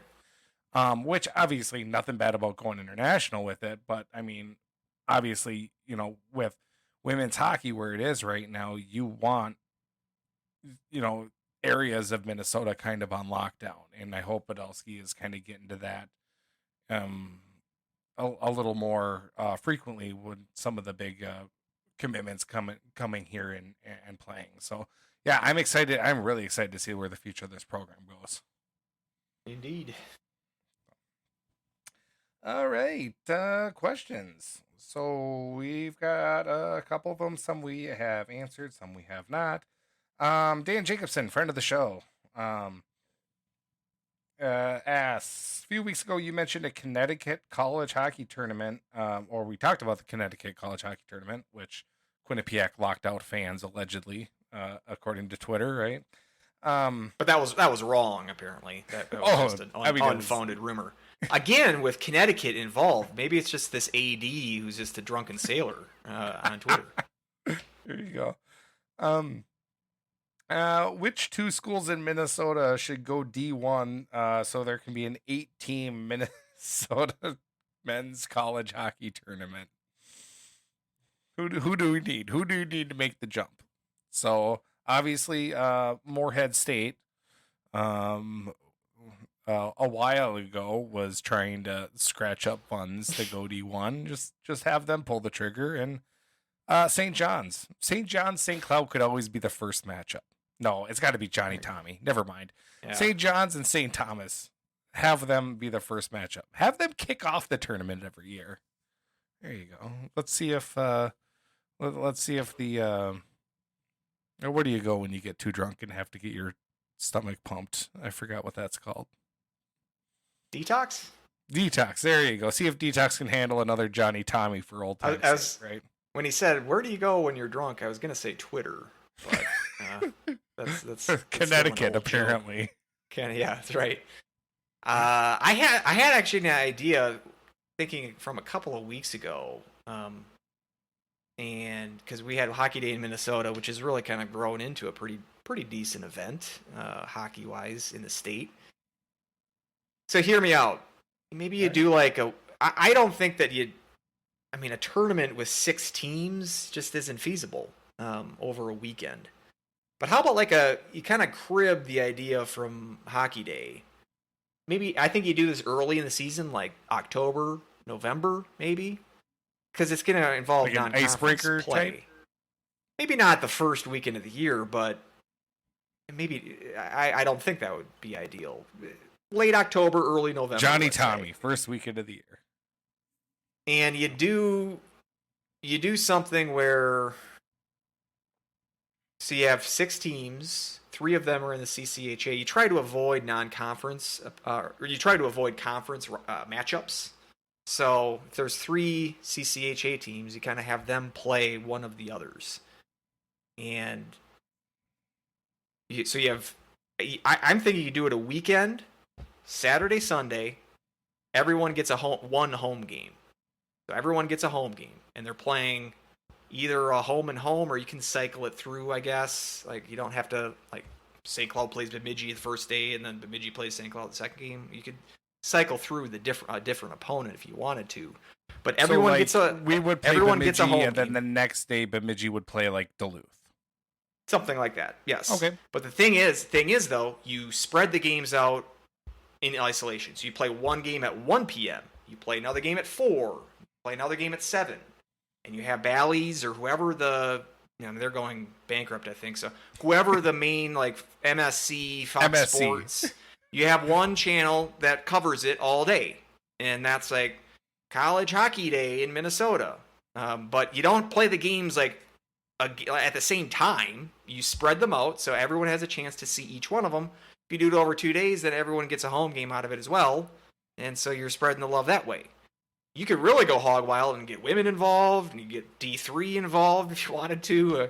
Just like a weekend of Minnesota college hockey love fest. It probably won't happen, but I had that idea.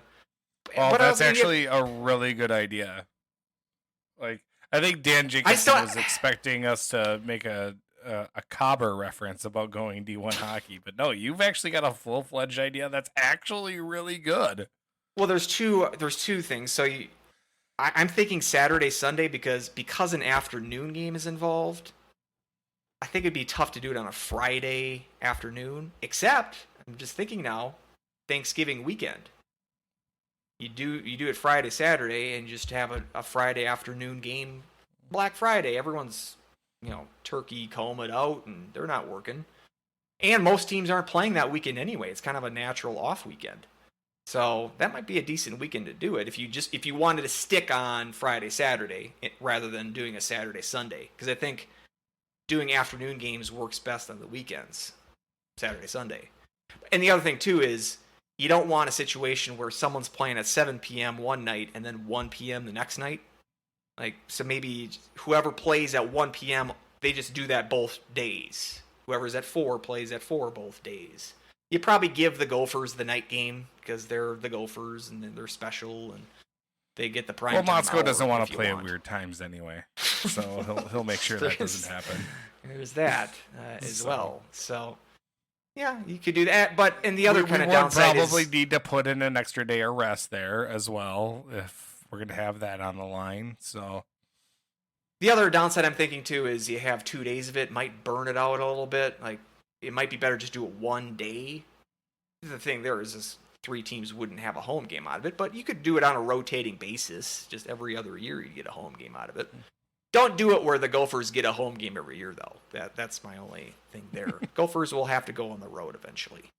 Gotcha. With one of these. And I was just thinking, you brought up the bean pot. Like, some of these, it's weird just how traditions can instill, because if the bean pot didn't exist, never had existed, And if someone was to try to throw out one of these ideas, we're talking about in-state tournaments or, oh, I got a really good idea for a tournament. If you came to someone with the idea, hey, I got an idea for a tournament. Okay, when are you going to play it? We're going to play it on Mondays in February, 2 of them, back to back over 2 weeks. Like, wouldn't you want to play it like on a Friday, Saturday? No. We're doing it one Monday, and then we're coming back the next week on another Monday. It seems crazy. Like obviously you can get away with it in Boston because it's not a state, it's a city that all 4 of the teams are there, so it's feasible to do that. But still, I don't like. Wouldn't it be better to do it back-to-back days rather than 2 Mondays? But it's the Bean Pod. It's the most famous college hockey tournament ever. So it just became the thing, and you can't change it now. So, but it's just throwing that out there because it's like, the North Star Cup looked good on paper, but it just turned out to not be a huge flop. Execution was garbage. So, but maybe they just needed to do it on consecutive Mondays. Maybe that was the touch. Yeah, exactly. Yeah, there is probably something to be said. 3-3. Rotating. I think you could make it work. I think there's something there. Maybe we can workshop that a little bit more for a summer pod. Good. And you had mentioned too that Bean Pot. It went final with Northeastern winning. BU stays at 3, so no change from them. But Northeastern, I believe they were at 21, up to 16, based on that win. Well, over BU. There's a floater right there. That might be the floater of the week because I think that was 5 spots. I think that's the biggest jump. Now it looks like this 15 through, even 20. Alaska 20.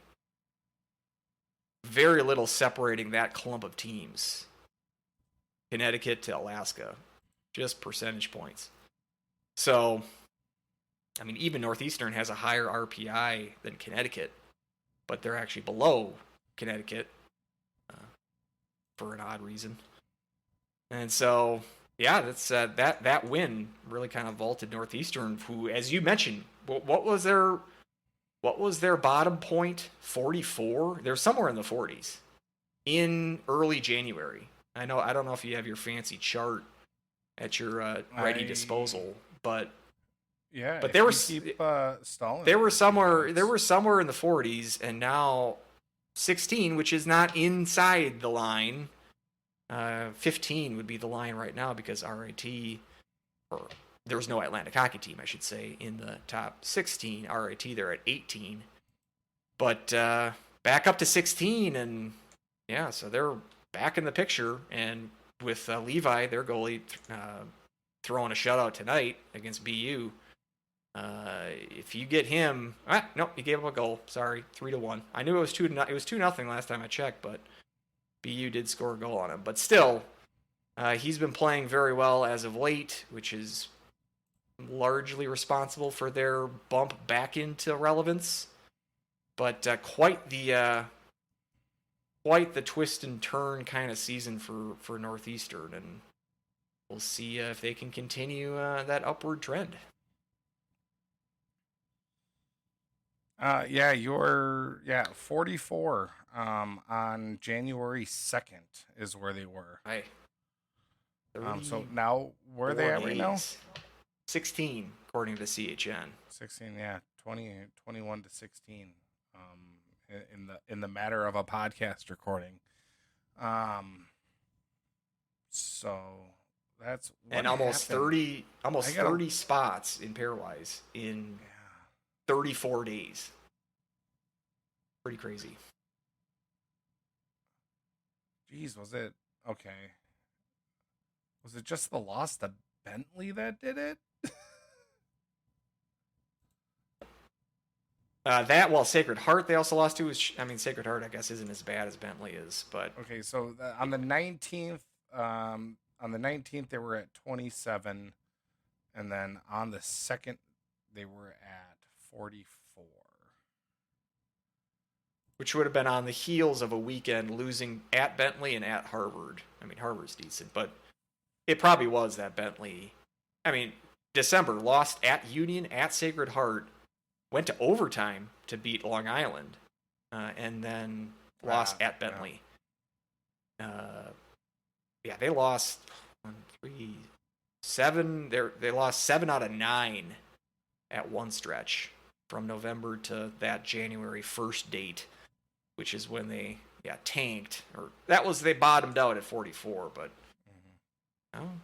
back in the win column and back sort of right on the edge of the bubble. Yep, exactly. Interesting. All right. Next question.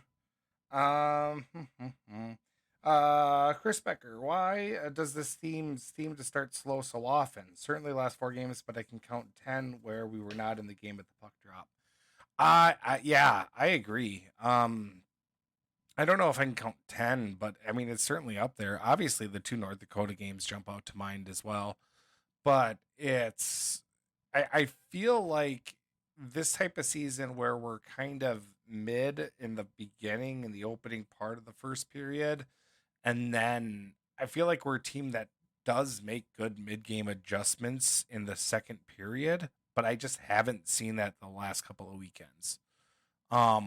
It just hasn't bit us before. It hasn't really been an issue in the end results up until this last 4 weeks or the last 4 games where we haven't been able to make those adjustments. But I don't know. I don't have like the, RIP to collegehockeystats.net. I don't have like the period by period breakdown in front of me, which I could probably find. It's probably on CHN somewhere, but I feel like the second period is our best period. Maybe I'm wrong on that. That sounds right to me too. Again, I'm just I'm not looking at any numbers either, but just from the intuition, I feel like that's right. And that's, I mentioned it earlier in the podcast. There are times where it seems like if the team in the first 5 minutes, you can kind of tell, are they really prepared for this game? Because there's definitely games where it's just like, where are they? And a lot of times they haven't even showed up. It's kind of been a troubling trend as of late. But again, let's hope they turn it around. Still time to do so.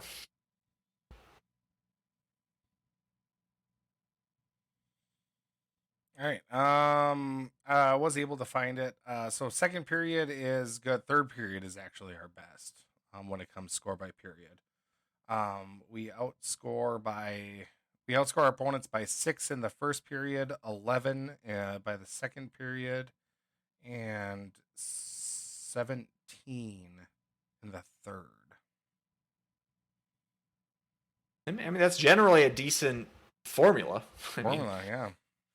And being, outscoring your opponents in each period too. I mean, but yeah, it's not surprising that the first period is the lowest differential of the 3. So it does sort of validate our hunch a little bit.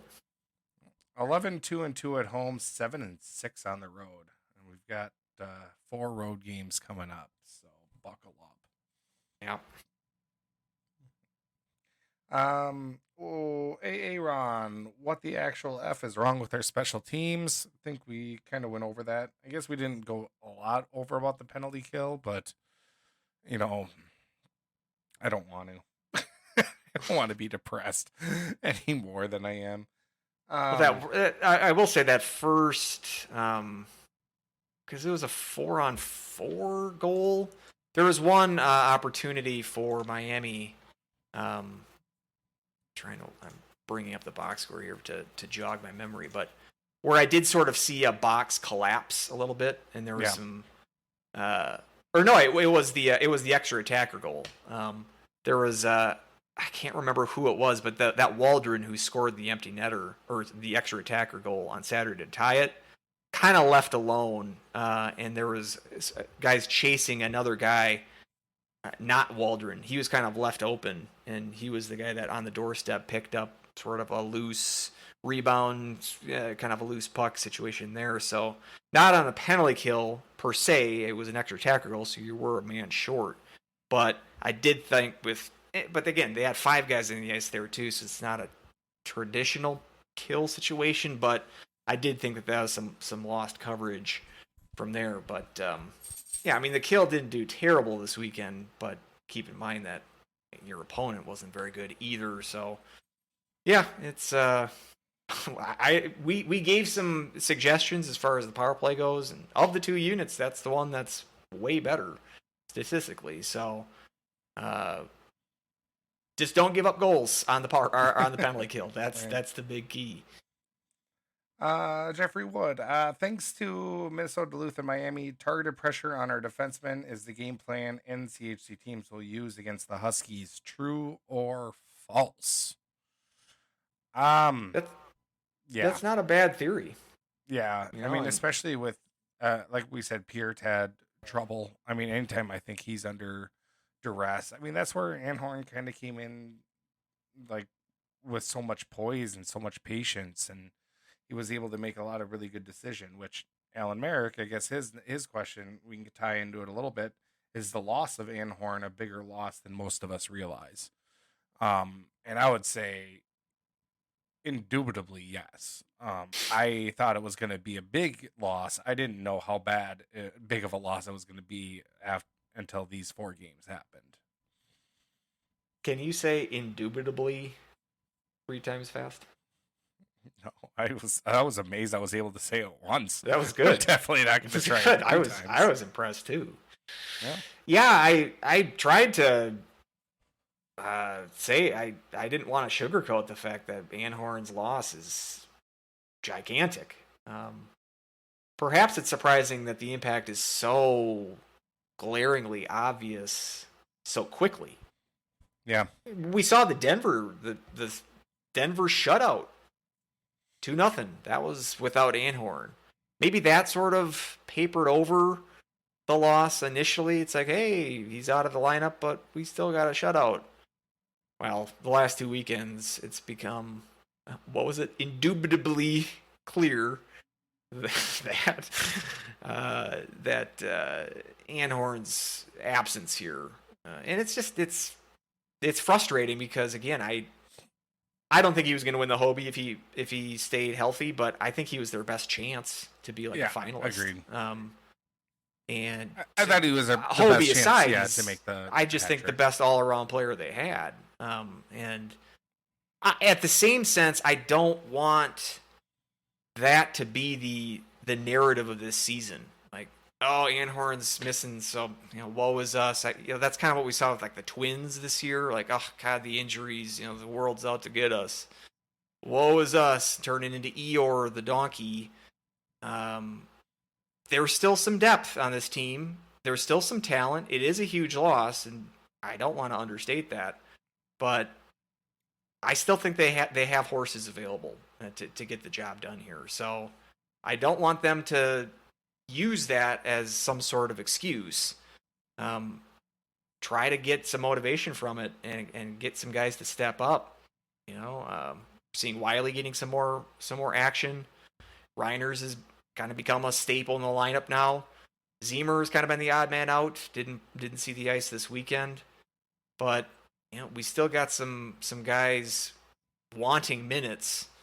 And then we've, as you mentioned, Meyer probably still not at 100%. I think he's over 90% at this point. And let's hope we don't get someone get pneumonia. I guess we have to have that on the bingo card now. So just make sure that anything other unforeseen happens. I mean, losing Anhorn's big enough. Let's just try to stay healthy the rest of the way. Other than that, but yeah, big loss.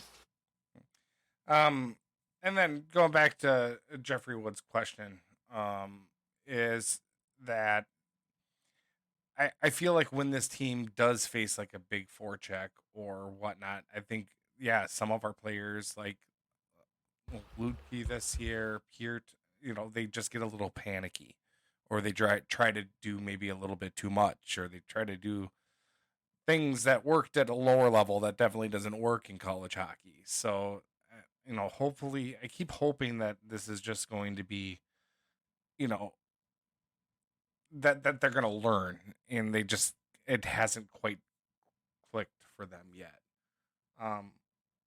Just kind of speaking of Peart as well, when we're talking about, overtime and whatnot, and him coughing up the puck in the 3-on-3, and I was just looking, our shots in overtime. Yeah, we lead every period, in shots per period, in the first and the second and the third. In overtime, we have given up 17 shots and we've taken 5. That's abysmal. It's crazy. So I'm gonna guess we scored on our only shot then in Denver. I mean, that sounds right. I mean, I was there. And you had that, like, this weekend, a lot of special teams in the overtime. But remember the Gopher game at Mariucci? I mean, that was a prevent defense. Yeah. We're playing for a tie. I hate that mentality. Well, and the Denver one, remember, that was when Motzko. That's when Larson challenged a major, which they lost, so they started that overtime on the penalty kill. Yeah, remember? That's right. And I was thinking at that point, is St. Cloud going to touch the puck? That was the only question for me. But they killed it off, and I bet you it was the only shot they had that overtime, because it was shortly after that penalty was killed. No, but yeah, so we had 2 shots. We had 2 shots. I just checked. But yeah, thinking just a lot of didn't they take a penalty in that Gopher game as well? Like this Miami series had penalties in each game. There was a 4 on, it was, because in the Gopher series there was it was 4-on-4 for a while, because there was penalties, I think, on both sides. If I'm remembering correctly, I not be, but I want to double check. No, but we didn't. I don't know what I was thinking. There were no penalties there in the Gopher game, but you're correct that we didn't have a shot on goal in overtime. Yeah. But yeah, this series for certain was kind of penalty ridden. So yeah, the overtime approach. Thank God we don't play 3-on-3 in the postseason, because it doesn't seem to be our strong suit. Yeah. Outshot Miami in overtime 4-1 on Friday, and on Saturday 7-2. Miami is out shooting them. Miami's out shooting St. Cloud. Yeah. Wow. Yeah. So, last question. As we have gone 2 hours without previewing a series, so I guess this is. It's about our average. We're good at hitting 2 hours, whatever the slate is up. Right. Exactly. Swiss cheese. Thank you for the question. What needs to happen to fix the peg/mooring issues in the league? Dislodge nets are far too common this season, with little to no effort from the goaltender's perspective. I don't know how much it's happening around the league. But yeah, definitely here at the National Hockey Center, it's been an issue. That it's really bad. It's really bad. It's really tough to watch. And I wonder how much of that has to do with just the fact that the refrigeration system is just so old and badly needs replacing, that it just can't keep it cold enough, that just the hole is just too big, so it pops off easier, or whatnot. I don't know. I can only speculate, but anytime like a net's popped off, it's happened to both goaltenders. It's happened multiple series. So I mean, I'm just to the point where they're not doing it on. I don't think a goalie's doing it as much as Gino Paris wants me to tell me that they're doing it on purpose. I don't believe it. I don't think any goalie is. Yeah, Spencer Knight. Yeah. Okay. Yeah. I mean, there are like the who's the Maple Leafs goalie earlier this year against the Wild is doing it. But that, you see, it doesn't happen so widespread in one building. It seems to be there are certainly some goalies that have done it in the past, but there's now been 3 penalties this year on goalies for delay a game or knocking the pegs off intentionally. I'm using scare quotes there. Bassey did it once. They flagged Rowe for Western Michigan, and then Pearson this weekend. None of those power plays just incidentally have resulted in goals, which I kind of like. Like, those are cheap penalties. I don't think that should happen anyway. So I'm glad that they haven't resulted in power play goals. And I believe they're all at that end of the ice. Now, there's been net issues at the far end as well, but this is at the end of the ice closest to where the Zamboni comes out. I don't know, would that be the east end of the rink? That's the east end, yep. Yep, that's the river. It seems to be that is the worst end of it. And at this point, we mentioned in the Mankato series when it was really an issue, and you brought up the ice theory, because I was like, I've never seen these yellow pegs, and I was thinking it's the pegs. Like, the pegs aren't strong enough, and they got too much give. I like your idea with the ice. Yeah, those facilities need to be upgraded soon, and that might be an issue. I'm wondering if the position closest to the boards, if the ice gets worn down more easily because like the Zamboni traffic is so close. The fact that we're speculating why this is an issue at this point in the season is just it's bad because it's having an effect on the game. Like, as you said, I agree that I don't believe these goalies are doing it intentionally, but they are disrupting the play. That Miller play where he did like a wraparound. Yeah. When Pearson knocked the net off, could have been a goal. Like that, It's hard to tell because of the fact the net was off. Maybe Pearson knew that prior to and he kind of gave up on the play and made it look to seem like it was going to be more of an obvious chance. Pearson probably couldn't get over to that side quick enough because the goal that post that he was trying to push off wasn't there anymore. So I mean, it just affects gameplay in that regard, and it needs to be fixed. I'm not an ice engineer. I have no idea how to fix this or why this is the issue. I'd like to know how long they've been using these yellow pegs. Like I said, I haven't noticed them before this year, but I certainly may have missed them in years past. I don't know if it could be a combination of the two, but whatever the issue is, it needs to be fixed because whether or not you want to call penalties or blame goalies or any of that, like it just shouldn't happen. Like it affects the pace and the flow of the game. From that perspective is the worst, I think. So I can't help you, but I'm with you that it's really gotta stop. Yeah. I think it's a nice issue. So if anyone has, a couple $1 million that they want to donate to get a new refrigeration system, one that doesn't leak Freon everywhere or whatever the issue is with the ice that we have, it's right out check to St. Cloud State. Yep. Meyerhofer. No, Meyerhofer's not there anymore. I don't know who it is. Shrink the rink at the same time when you're doing that too. That's my soapbox. Also, the seats, change all those. So let's there's a lot. There's a lot. There's a lot that can be done. There's phase 2 that we're still waiting on. So there's a lot of upgrades. Well, hopefully the only upgrade that I care about the most is the upgrade of the play on the ice. That's right. That's a good final segue. Good final segue. God, I'm getting so good at this. So I know. Well, that about does it for this episode. Husky Hockey Podcast. I'm Weldie at More Clappers, MOAR More Clappers. Follow me on Twitter, and Andrew, you can reach Andrew not at the Twitter bar, but at the Gmail bar. Yes, it's Huskies Hockey Podcast at gmail.com. That's where you're drinking your old fashioned. I'll buy you a beer. That's right, brandy old fashions. Well, there you go. So, until next time, go Huskies. Woo! Woo!